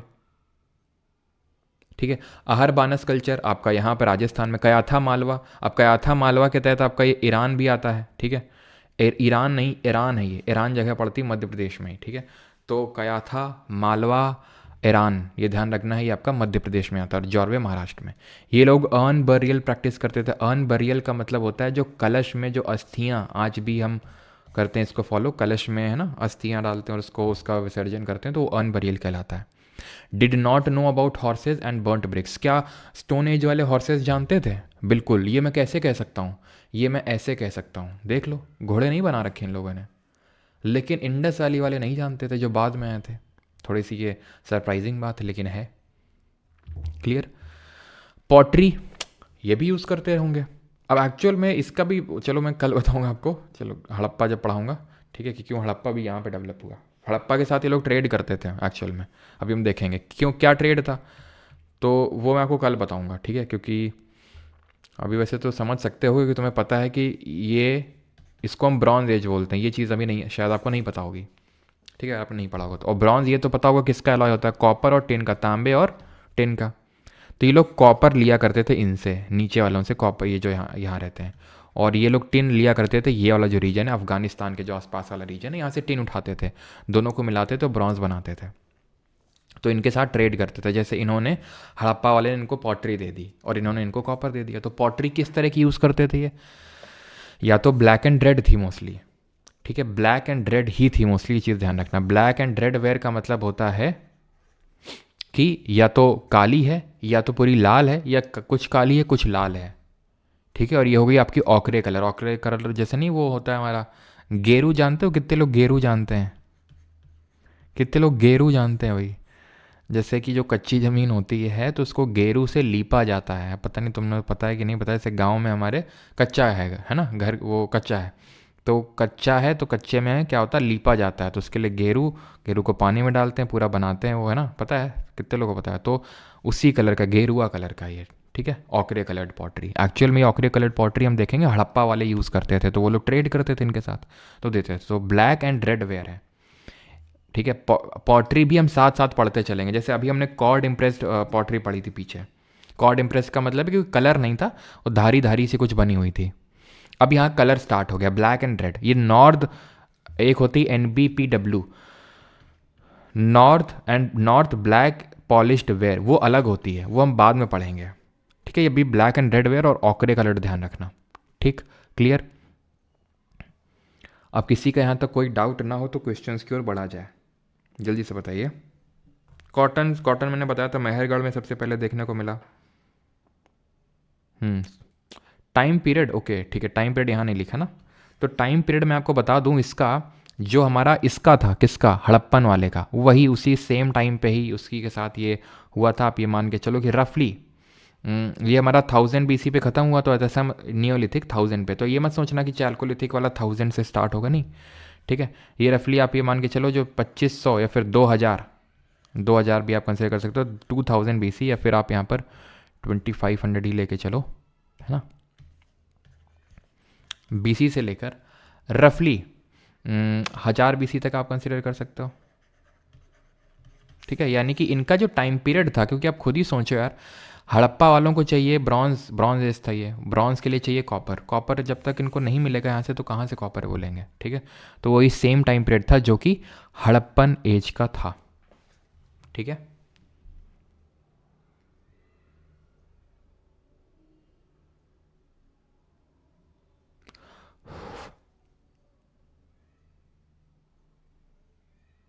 चलो आगे बढ़ें अभी, ठीक है।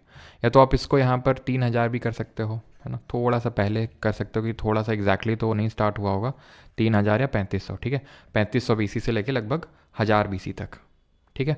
चलिए अभी आते हैं हम लोग क्वेश्चंस पे। आई थिंक इसके आगे तो कुछ नहीं है, एक बार मैं देख लेता हूँ। ठीक है, बाकी ये डाउट आउट आप पूछ सकते हैं यहाँ पे जाके इस वाले सेक्शन पे, ठीक है। यहाँ पे आप क्लिक करेंगे तो यहाँ पर चैट सेक्शन आएगा, और चैट में जो भी आप मतलब डाउट है आपके पूछ सकते हैं। और ये जो भी आपकी क्लासेस वगैरह हैं सब रिकॉर्डेड फॉर्मेट में जाती हैं बैच के अंदर, तो वहाँ से आप वो एनरोल करके जो क्लासेस हैं और जो नोट्स हैं उनको अवेल कर सकते हैं। अभी आते हैं हम क्वेश्चंस करते हैं। क्वेश्चन सबसे पहले हम करेंगे, पहले हम SSC वाले कर लेते हैं, देन ये CDS वाले पे आते हैं ना। पहले SSC वाले कर लेते हैं क्योंकि थोड़े से आसान पड़ेंगे, तो इनको पहले अटैम्प्ट करते हैं। यस, पहला क्वेश्चन, फायर डिस्कवरी, फायर आपका पीलोलिथिक में ही था, ठीक है। एक लोग पूछ रहे हैं कि कौन पूछ रहा है, हिमांशु तोमर जी। तो हिमांशु तोमर जी, फायर यहाँ पर था आपका पीलोलिथिक में, ठीक है, फायर यहाँ पे था, मैं लिख देता हूँ, फायर के बारे में पता था इन लोगों को, ठीक है। व्हाट इज़ गेरू इन इंग्लिश, अब यार इंग्लिश में तो नहीं पता मुझे, गेरुआ मतलब पता नहीं कैसे क्या बोलते हैं यार गेरू को इंग्लिश में। सर AD एक बार फिर से बता दीजिए, इनफैक्ट ओके बताते हैं, रुको, समराइज़ करना है, चलो मैं समराइज़ कर देता हूँ पहले, देन मैं आपको करवा दूंगा, ठीक है। AD सब कुछ समराइज़ ही कर देते हैं लगे हाथ। चलो, तो हमने सबसे पहले क्या पढ़ा, हमने पढ़ा कि हम हिस्ट्री आज स्टार्ट की है, ठीक है। अब हिस्ट्री को हमने 3 पार्ट में डिवाइड किया, एंशिएंट, मेडिवल और मॉडर्न, टाइम पीरियड के बेसिस पे। तो एंशिएंट है कि जब से हमें हिस्ट्री के बारे में मालूम है तब से लेकर कब तक, तब से लेकर ये हम बात कर रहे हैं रफली 7th सेंचुरी AD तक, ठीक है, 7th सेंचुरी AD तक। देन हमारा 8th सेंचुरी AD से, मैं 8th AD लिख रहा हूँ, ठीक है, 8th सेंट AD से लेकर 17th सेंट AD तक, 17th सेंचुरी AD तक मिडिवल है, और इसके बाद से टिल नाउ हमारा मॉडर्न है। तो हमने एंशिएंट हिस्ट्री स्टार्ट किया। एंशिएंट में हमने पढ़ा कि हम सबसे पहले एक्चुअल में इसको डिवाइड करते हैं प्री हिस्ट्री, प्रोटो हिस्ट्री और हिस्ट्री, ठीक। तो प्री हिस्ट्री का मतलब होता है कि जो हमें आर्कियोलॉजी से पता चल रहा है, जिसमें कि हमने स्टोन एज स्टार्ट किया। कल देखेंगे प्रोटो। प्री का मतलब है कि कोई रिटन एविडेंस नहीं है, प्रोटो का मतलब है कि रिटन तो है लेकिन हम डिसाइफर नहीं कर पाए, हम पता नहीं लगा पाए। हिस्ट्री का मतलब है यहाँ से एक्चुअल में रिटन एविडेंसेस थे जिनसे कि हमें पता चला, कोई ऑथर कुछ लिख के गया है ना, कौटिल्य ने कुछ लिखा, पनिनी ने कुछ लिखा, तो सब कुछ लिख के गए थे जिससे हमें पता चला। स्टोन एज हमने आज स्टार्ट किया प्री हिस्ट्री के तहत। स्टोन एज को हमने 3 पार्ट में डिवाइड किया। हमने एक को बोला ओल्ड वाला पीलियो, मिडिल वाला मीजो, और नियो वाला नया, पीलोलिथिक, मीजोलिथिक, नियोलिथिक। इसको भी 3 पार्ट में डिवाइड किया। कैसे डिवाइड किया हमने इसको हमने बोला अर्ली या लोअर, ठीक है। इसको हमने बोला, एक सेकेंड, ये तो मैं यहाँ लिख दूँ इसको, ठीक है, पीलियो को। तो पीलियो को मैंने फर्दर डिवाइड किया, अर्ली या लोअर, मिडिल और अपर। और टाइम पीरियड क्या था इन लोगों का, 5 लाख से 10,000। ये SSC के लिए हम याद करेंगे 12,000 से 10,000। ये क्या याद करेंगे हम, रफली मान के चलेंगे 9,000 या 10,000 के बाद से 9,000 से लेके 1,000। वैसे तो एक्चुअल में 7,000 से लेके 1,000 BC तक रहता है, ठीक है।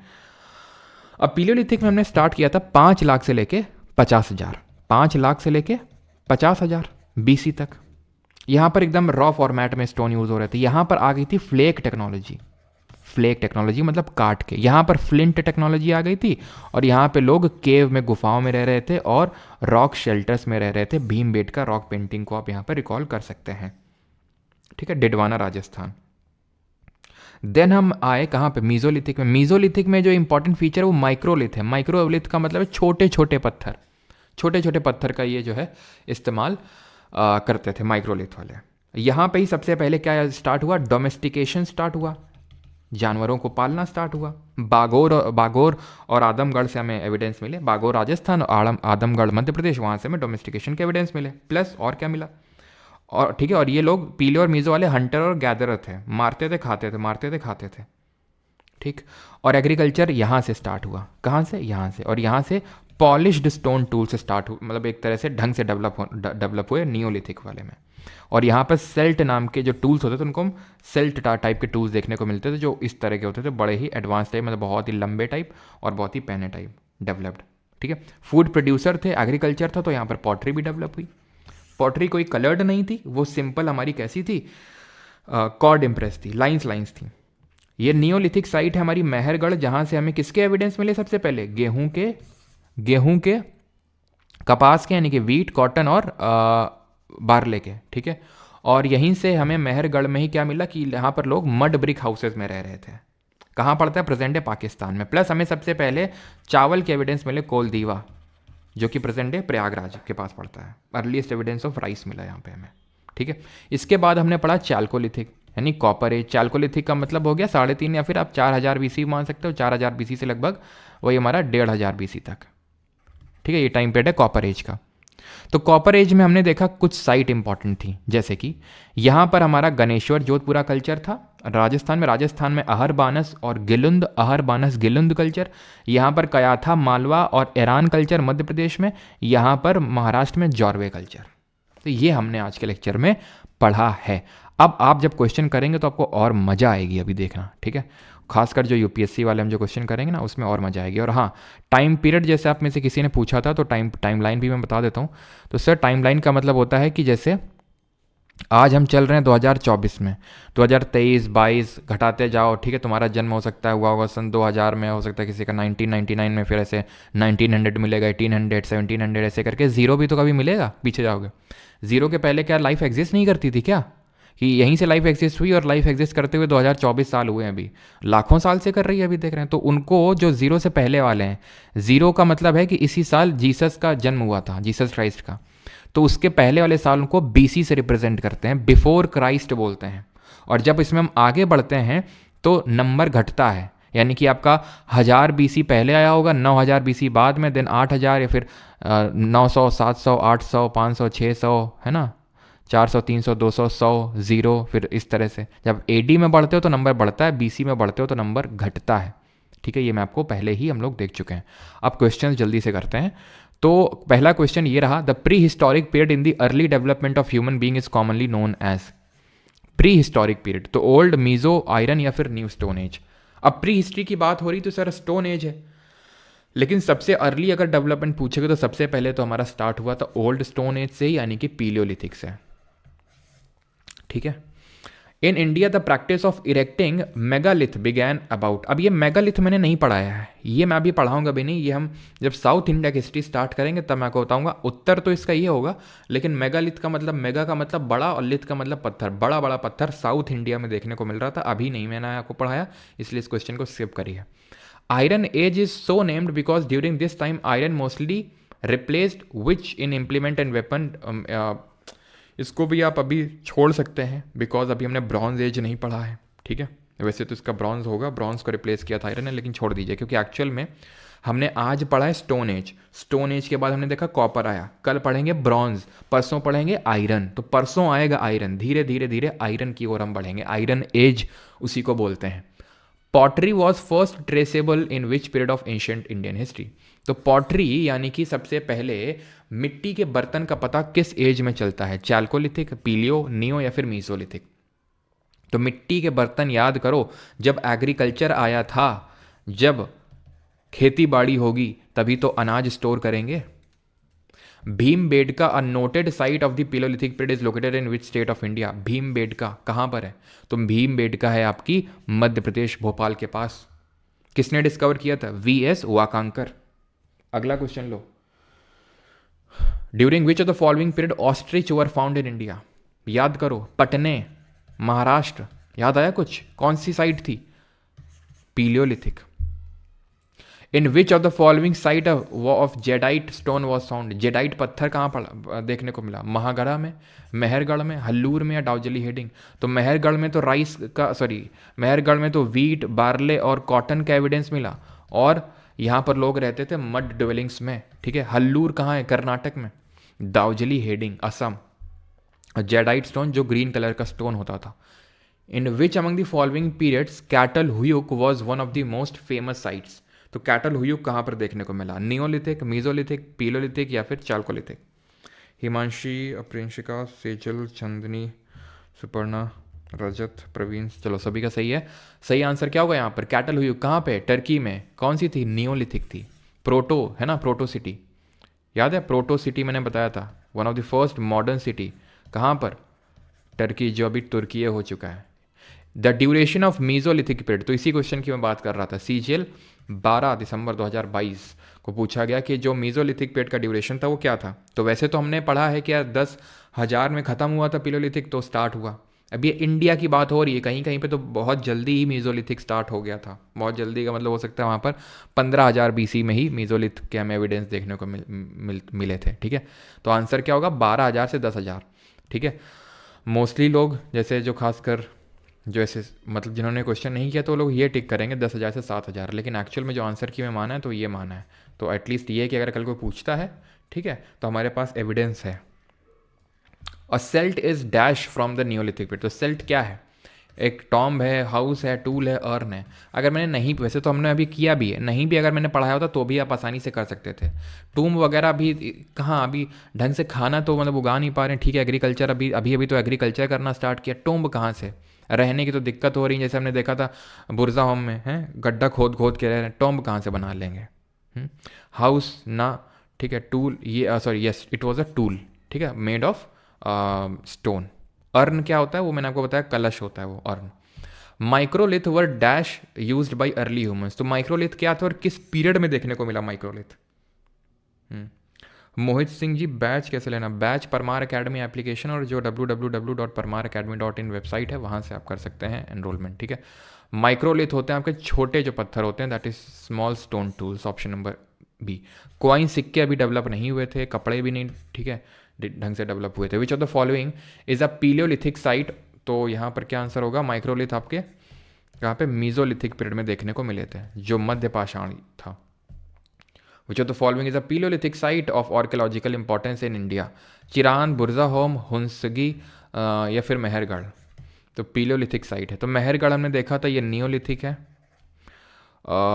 हुंसगी कर्नाटका में, याद आया? हुंसगी, हल्लूर, हुंसगी तो पीलियोलिथिक है, लेकिन हल्लूर जो थी कर्नाटका में वो आपकी नियोलिथिक थी। बुरजा होम ये भी नियोलिथिक है, जहाँ से हमें, आपको पता है, वो एक तो पिट ड्वेलिंग में गड्ढे में रह रहे थे, और डॉग का बरियल था मास्टर के साथ। चिरान से क्या मिला था? चिरान जो कि पटना बिहार के पास है, क्या मिला था यहाँ पर? यहाँ पर बोन टूल्स मिले थे, यानी कि टूल्स मेड ऑफ बोन, हड्डी के बने हुए। The iron age site named Tikwada is located in? तो आयरन एज वैसे अभी तो पढ़ा नहीं, लेकिन तिकवाड़ा जो है आपका ये महाराष्ट्र में होगा, ना कि एमपी में, महाराष्ट्र में। Not associated with iron age, ये भी यार पढ़ा नहीं है वैसे तो अभी, ठीक है, इसको अभी स्किप कर दीजिए थोड़ा सा। विच ऑफ द फॉलोइंग, ये कल क्वेश्चन करेंगे। Which of the following periods in India is also associated with iron age? नहीं किया है अभी, ठीक है। वैसे तो आप कर सकते हैं इसको आराम से, क्योंकि आयरन अभी तक नहीं मिला था हमें नियोलिथिक में, यहाँ तक कि हड़प्पा वालों को भी नहीं मिला था। तो यहाँ पर अच्छा पूछा, इज ऑल्सो एसोसिएटेड, तो आंसर होगा इसका लेटर वैदिक। ना तो पीलो में था, ना तो नियो में था, ना तो हड़प्पा वालों को पता था, लेटर वैदिक वालों को पता था। ये देख लीजिए, एमटीएस इसी बार का क्वेश्चन है, ये भी एमटीएस इसी बार का क्वेश्चन है, ये भी एमटीएस इसी बार का क्वेश्चन है, ये भी एमटीएस इसी बार का क्वेश्चन है, ठीक है। आप देख सकते हैं 1 2 3 4, ठीक है, चौथा क्वेश्चन कर रहे हैं, और इसी बार के एमटीएस के पेपर में पूछा गया है।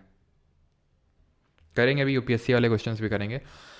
तो megalithic site dash is a site on the river God a tributary of Bhima. तो मेगालिथिक जो साइट है कौन सी, ये गॉड रिवर के पास देखने को मिलती है। इनाम गांव हल्लूर तो यार कर्नाटक में है, ठीक है, ये तो होगा नहीं, क्योंकि अगर आप देखें तो भीम रिवर ये महाराष्ट्र में फ्लो होती है, तो महाराष्ट्र में होनी चाहिए। और महाराष्ट्र में इनाम गांव है, इनाम गांव नवडा टोली, याद करो जॉर्वे कल्चर में था इनाम गांव, नवडा टोली दहमाबाद सबसे बड़ा था, ठीक है, तो होगा ऑप्शन नंबर ए। ये आखिरी क्वेश्चन करेंगे। देख रहे हैं ये भी क्वेश्चन किस में है, M T S 2024, M T S में भर भर के एक ही चैप्टर से सवाल आए, देख सकते हैं आप। एक चैप्टर को छोड़ना कितना नुकसानदायक हो सकता है, ठीक है। आयरन एज के बारे में यहाँ पर क्वेश्चन है। The establishment of large cities took place on the basis, वैसे तो आयरन एज यार पढ़ा नहीं है। The ceramic age was painted grey ware, the Indus valley civilisation flourish during the iron age. गलत है यार, क्योंकि अभी कल पढ़ेंगे कि आयरन के बारे में इन लोगों को नहीं पता था, तो खैर छोड़ो, अभी इसको कल करेंगे। ये वाला आप अरेंज कर दो, लास्ट क्वेश्चन है, इसके बाद C D S C A P F के क्वेश्चन करते हैं। Which of the following is the correct chronological sequence of the prehistoric period of human activities and civilisation. Order बताना है, आराम से आप कर सकते हैं, पीलियो मीजो इंडियन नियो, ठीक है। पहला मेटल कौन सा था जो इंसानों ने यूज़ किया, बड़ा आसान सा क्वेश्चन है। क्या आंसर होगा। अब हम करते हैं थोड़े अच्छे लेवल क्वेश्चन, ठीक है। 5-6 क्वेश्चन है, 6-7 क्वेश्चन, ठीक है। ये बढ़िया लेवल के क्वेश्चन है, आपको मजा आएगा करने में, करिए जरा।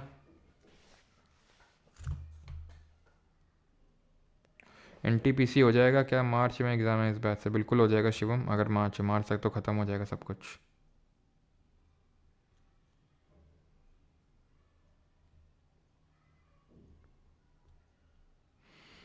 कॉपर सबका सही है। कर लिया इस क्वेश्चन को।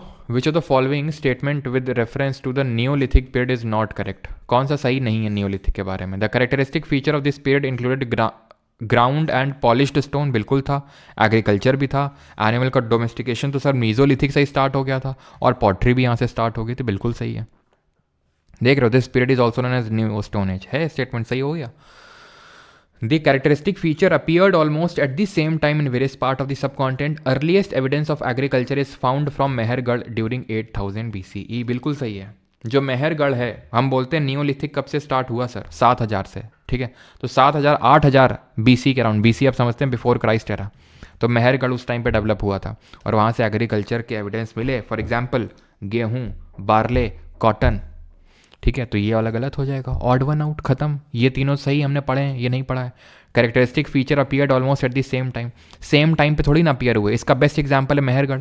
अभी मेहरगढ़ यहाँ पर है, मेहरगढ़ में नियोलिथिक एविडेंस आ गए, लेकिन तुमको क्या लगता है बुरजा होम और गुफकराल में भी इसी टाइम आ गए, चिरान में भी इस टाइम आ गए, यहाँ हल्लूर में कर्नाटक में भी आ गए? नहीं आए उस टाइम पे, सेम टाइम पे। सबसे पहले मीजोलिथिक के एविडेंस जैसे ना मेहरगढ़ में देखने को मिले थे। मीजोलिथिक एविडेंस का मतलब है वो लोग जो एग्रीकल्चर करना स्टार्ट कर दिए थे, जो पॉलिश्ड स्टोन का यूज़ करना स्टार्ट कर दिए थे। इनमें से कौन सा एक पॉटरी का टाइप नहीं है, बताओ जल्दी से। मैंने इसमें से आपको 2 करवा दी हैं, बाकी आप एलिमिनेट करके जल्दी से बताओ।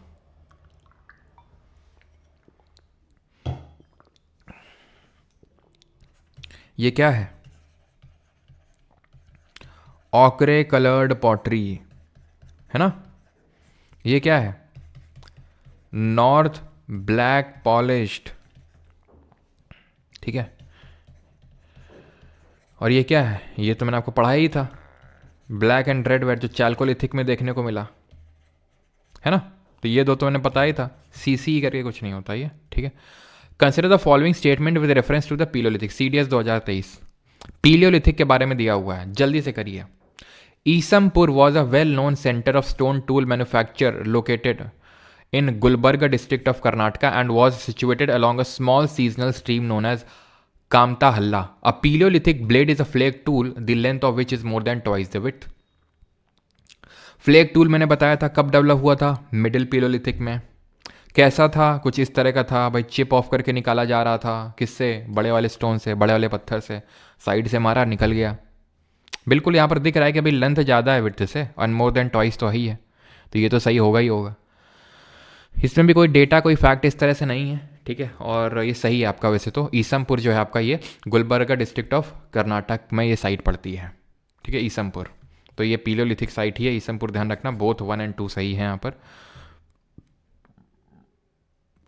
कंसिडर द फॉलोइंग, ये आपका CAPF 2023 से क्वेश्चन है। Jorwe culture of the Deccan, बड़ा अच्छा क्वेश्चन है ये, बड़ा अच्छा क्वेश्चन है, करिए ज़रा, देखते हैं कितने लोगों ने ढंग से लेक्चर को अटेंड किया और कितने लोग अपना जो थोड़ा सा विजडम है उसको यूज़ कर पाएंगे।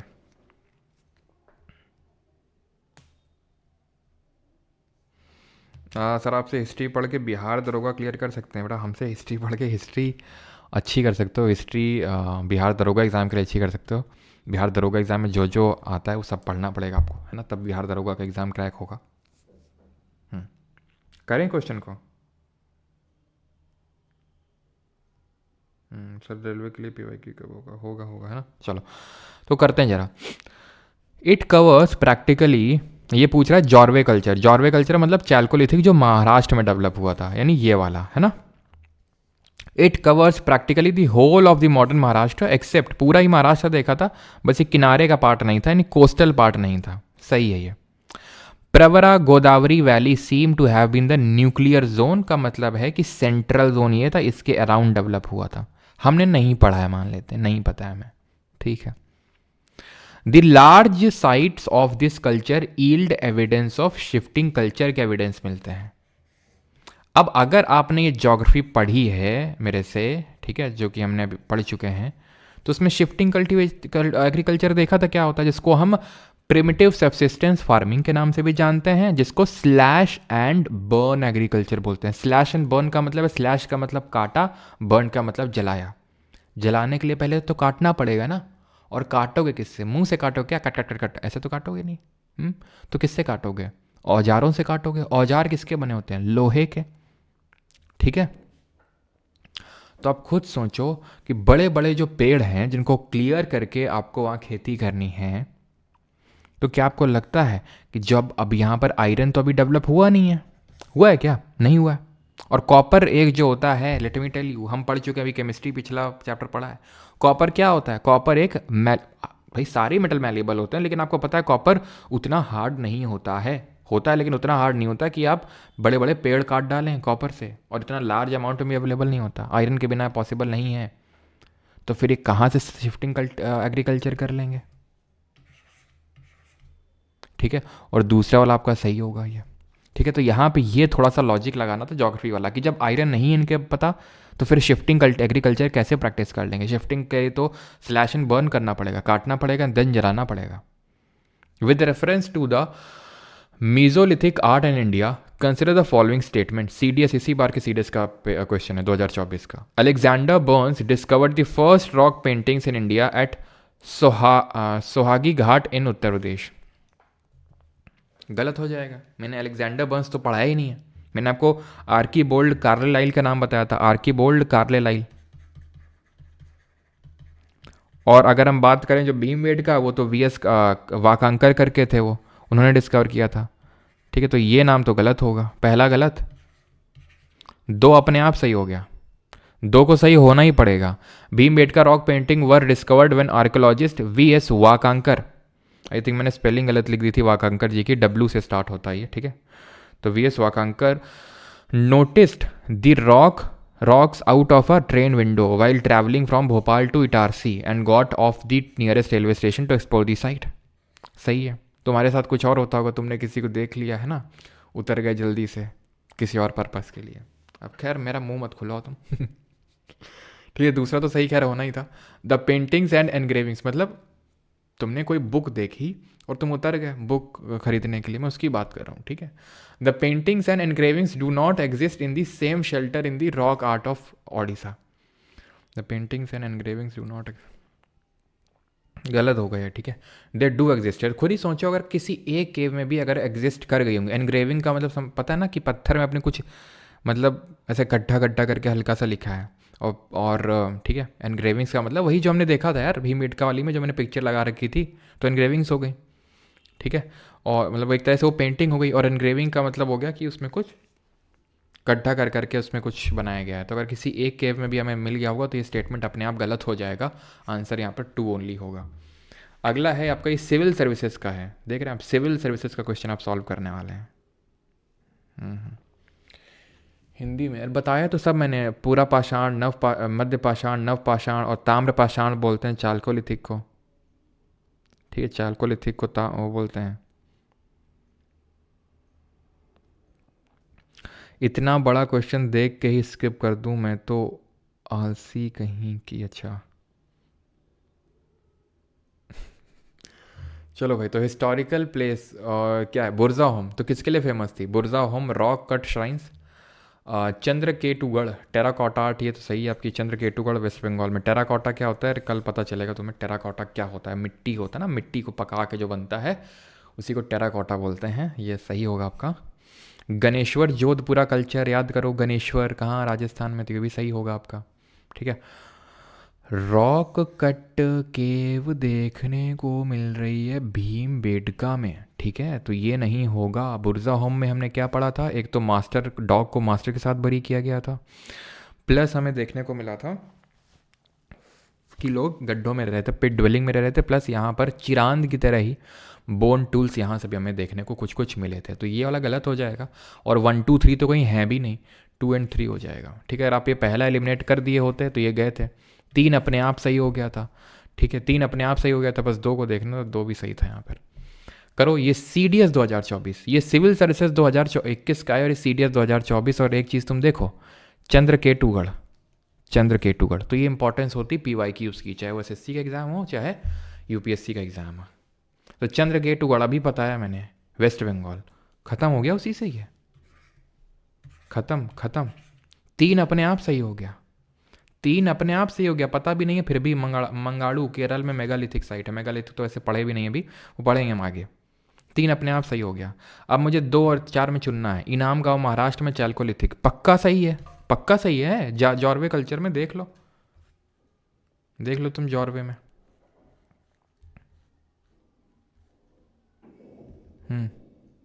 ये है इनाम गांव, जॉर्वे के अंडर, चैल्कोलिथिक साइट।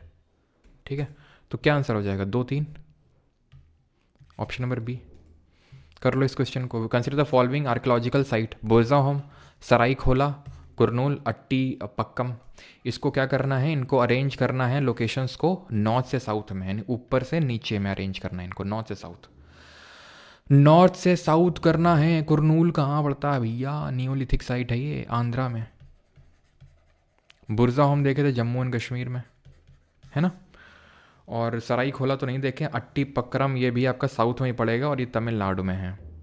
तो बुरजा होम सबसे ऊपर होगा। एक्चुअल में जो सराई खोला है ना, जैसे ये जम्मू कश्मीर है, ये जैसे बुरजा होम है, या यहीं पे सराई खोला है, जस्ट थोड़ा सा नीचे सराई खोला। ठीक है, ये पाकिस्तान में पड़ता है सराई खोला, ये बुरजा होम है। ठीक है, तो 1 होगा, देन 2 होगा, देन 3 होगा, देन 4 होगा। ठीक है, मान लेते हैं कि आपको नहीं पता 2 होगा पहले कि 1 होगा, लेकिन यार अट्टी पक्करम तो ये सबसे साउथ में ही होगा। ये आपका पीलियोलिथिक साइट है, तो मतलब सबसे लास्ट में ही होगा ये। ठीक है, तो सबसे लास्ट में होगा, 4 लास्ट में होगा, और 1 से शुरू है, तो यानी बुरजा होम ही होगा। ठीक है, 1 2 3 4। And the last question is this: which among the following is a Neolithic site? इनमें से कौन सी नियोलिथिक साइट है? बताइए। आदिचालूर है, हल्लूर है, ब्रह्मगिरी है, फिर करनूल है? बताओ जल्दी से, कौन सी साइट है आपकी नियोलिथिक साइट? सर मेरा नाम लो। क्यों भाई, क्यों नाम लें आपका?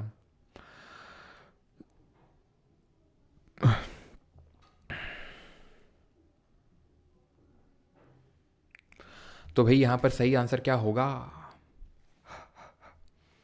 तो हल्लूर, जो कि आपका आंध्रा में है, सॉरी कर्नाटका में। ठीक है, कुरनूल आंध्रा में। Option number B. I got second rank in and IWAI MTS। Thank you so much Sartaj Satinder, congratulations for getting the AIR 2। Okay, चलो, तो थैंक यू सभी को। सारे क्वेश्चंस हमने ख़त्म कर लिए हैं, और ये हमने छोटा सा चैप्टर, भले आपको अनइम्पॉर्टेंट लग रहा हो, लेकिन आप देखो। ठीक है, मैंने आपको क्वेश्चन दिखाई है। 1 2 3 4 5 6, ठीक है, 5 क्वेश्चन आए हैं सिर्फ MTS में इसी चैप्टर से। राइट, चलिए, तो बाकी जिन लोगों को बैच में एनरोल करना है, बिकॉज ये लेक्चर हमारे फ्री लाइव स्ट्रीम होते हैं यूट्यूब पे, तो अगर आप फ्री में करना चाहते हो तो यूट्यूब से फ्री लाइव स्ट्रीम कर सकते हैं। लेकिन अगर आपको रिकॉर्डिंग 100 नोट्स चाहिए, ठीक है, क्विज चाहिए, तो आप यहाँ पर कर सकते हैं। और एक चीज़ और, let me tell you one more surprise. जी, सरप्राइज का मैंने PPT नहीं लगा रखा है। सरप्राइज ये है सभी के लिए कि इस बैच में अंग्रेजी भी ऐड कर दिया गया। जी हाँ दोस्तों, कैसा लगा सुन के? इंग्लिश की भी क्लासेस मैं नहीं पढ़ाने वाला हूँ, ऑब्वियस सी बात है। मतलब जो लोग बैच में, उनको तो पता है इंग्लिश की क्लासेस स्टार्ट हो चुकी हैं, ठीक है। कुछ क्लासेस आप लोगों को, मतलब एक चैप्टर डिटर्मिनर हो भी चुका है, और किस तरह का क्या है वो तो बैच वालों को पता है। बाकी ये इंग्लिश की क्लासेस भी आपको, and with no additional cost, actual में एडिशनल कॉस्ट है अगर आप बैच में अलग से एनरोल करना चाहते हैं इंग्लिश का, जिसकी डेमो क्लासेस भी आपको मिल जाएंगी, तो आप परमार अकेडमी ऐप पे जाएंगे तो वहाँ पर आपको सिर्फ 99 रुपीज़ में पूरा अंग्रेजी का बैच मिल जाएगा, ठीक है। और ये बैच वालों के लिए जो ये परमार जीके बैच में होंगे, यानी इस बैच में जीके भी है, साइंस भी है, इस बार कंप्यूटर भी ऐड कर दिया गया है, और यही नहीं, इस बार इंग्लिश भी ऐड कर दिया गया इसी बैच में, एंड उसी कॉस्ट में। और पिछली बार ये बैच का प्राइस कितना था? इतना था पिछली बार, और पिछली बार कंप्यूटर नहीं था और इंग्लिश भी नहीं था। इस बार कंप्यूटर भी ऐड है, अपडेटेड कंटेंट है जीके का, और सारे 100 नोट्स हैं जितना कुछ हुआ था, और इंग्लिश भी है, इंग्लिश भी ऐड हो गया इसमें आपका, ठीक है। कितना सब्जेक्ट कवर हो गया है वो अभी सिर्फ एक चैप्टर हुआ है डिटर्मिनर, लेकिन सर से मैंने बोल दिया सर आप स्टार्टिंग से ही स्टार्ट करो, नाउन से। तो नाउन से बस स्टार्ट होने वाला है, कल या परसों से आपका स्टार्ट हो जाएगा, ठीक, क्लियर? हाँ जी। कौन पढ़ाएगा इंग्लिश? तो पुष्पेन सर पढ़ाने वाले इंग्लिश, और उनके लेक्चर्स जो है वो भी आपको मिल जाएंगे। अगर कोई ऐसा है किसी को अलग से इंग्लिश का अगर बैच लेना है, तो इसलिए मैं अलग से बना रहा हूँ, ठीक है, कि अगर किसी को अलग से लेना, और ये भी आप देख सकते हैं कितना भारी अमाउंट है उसका।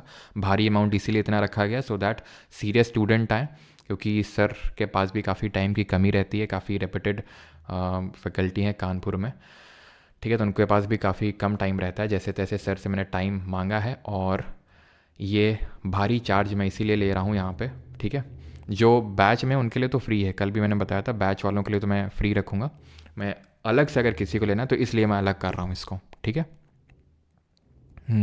Pushpen sir, yes. अच्छा कनपुरिया जी, आप हिस्ट्री से पीएचडी कर रहे हैं? Okay sir. सर आप भी तो अच्छा पढ़ाते हैं, तो मतलब क्या सारे सब्जेक्ट पढ़ा डालें क्या? हैं, इंग्लिश और वो सब कुछ? हाँ, 99 रुपये में पूरा अंग्रेजी का बैच मिल जाएगा। और अगर आप इस वाले बैच में हैं तो आपको कोई बैच वैच ही नहीं है, जो आता है इसके अंदर आके समा जाता है। कोई भी नोट्स आता है इसके अंदर आके समा जाता है, कोई भी बैच आता है, जैसे कंप्यूटर का बैच आया इसके अंदर आके समा गया, इंग्लिश का आया वो इसके अंदर आके समा गया। इससे कोई बच नहीं पाता इस बैच से, ठीक है। हिमांशु बोरा जी, ठीक है, नाम ले लिया।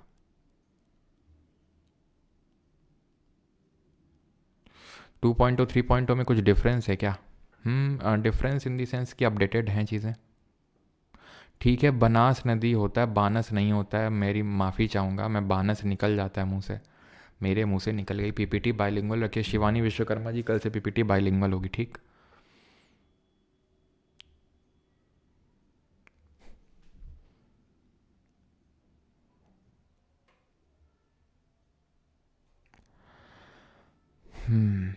चलिए भाई,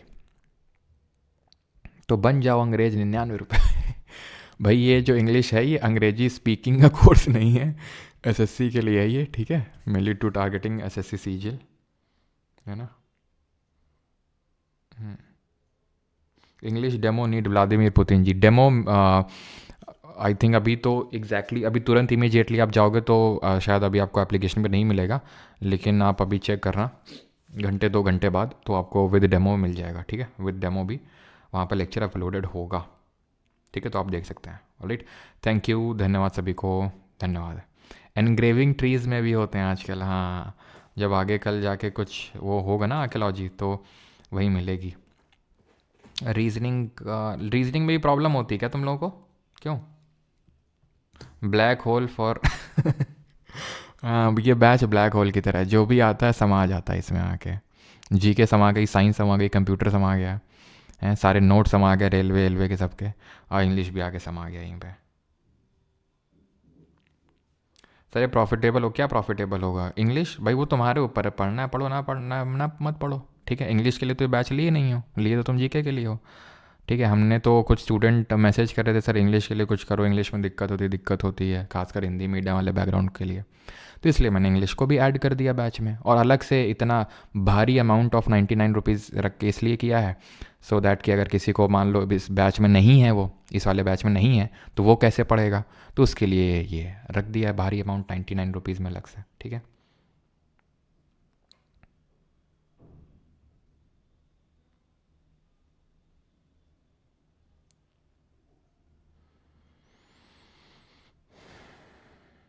क्रिसमस ऑफर दो ना, क्रिसमस ऑफर चाहिए, हर चीज़ में ऑफर चाहिए, फिर न्यू ईयर आएगा, न्यू ईयर ऑफर चाहिए, हैं क्यों? करंट अफेयर क्लास होगी पिछले नवंबर का तो हम लोगों ने किया ही था, और दिसंबर का भी करेंगे अभी, है ना।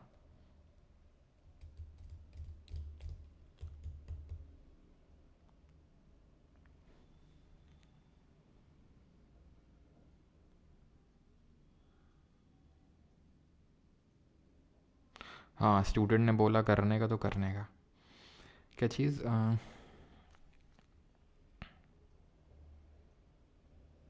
सिनौली आपका ये आंध्र प्रदेश में है, ये आपका सिनौली मतलब ब्रॉन्ज एज है ना, तो ब्रॉन्ज एज तो कल पढ़ेंगे।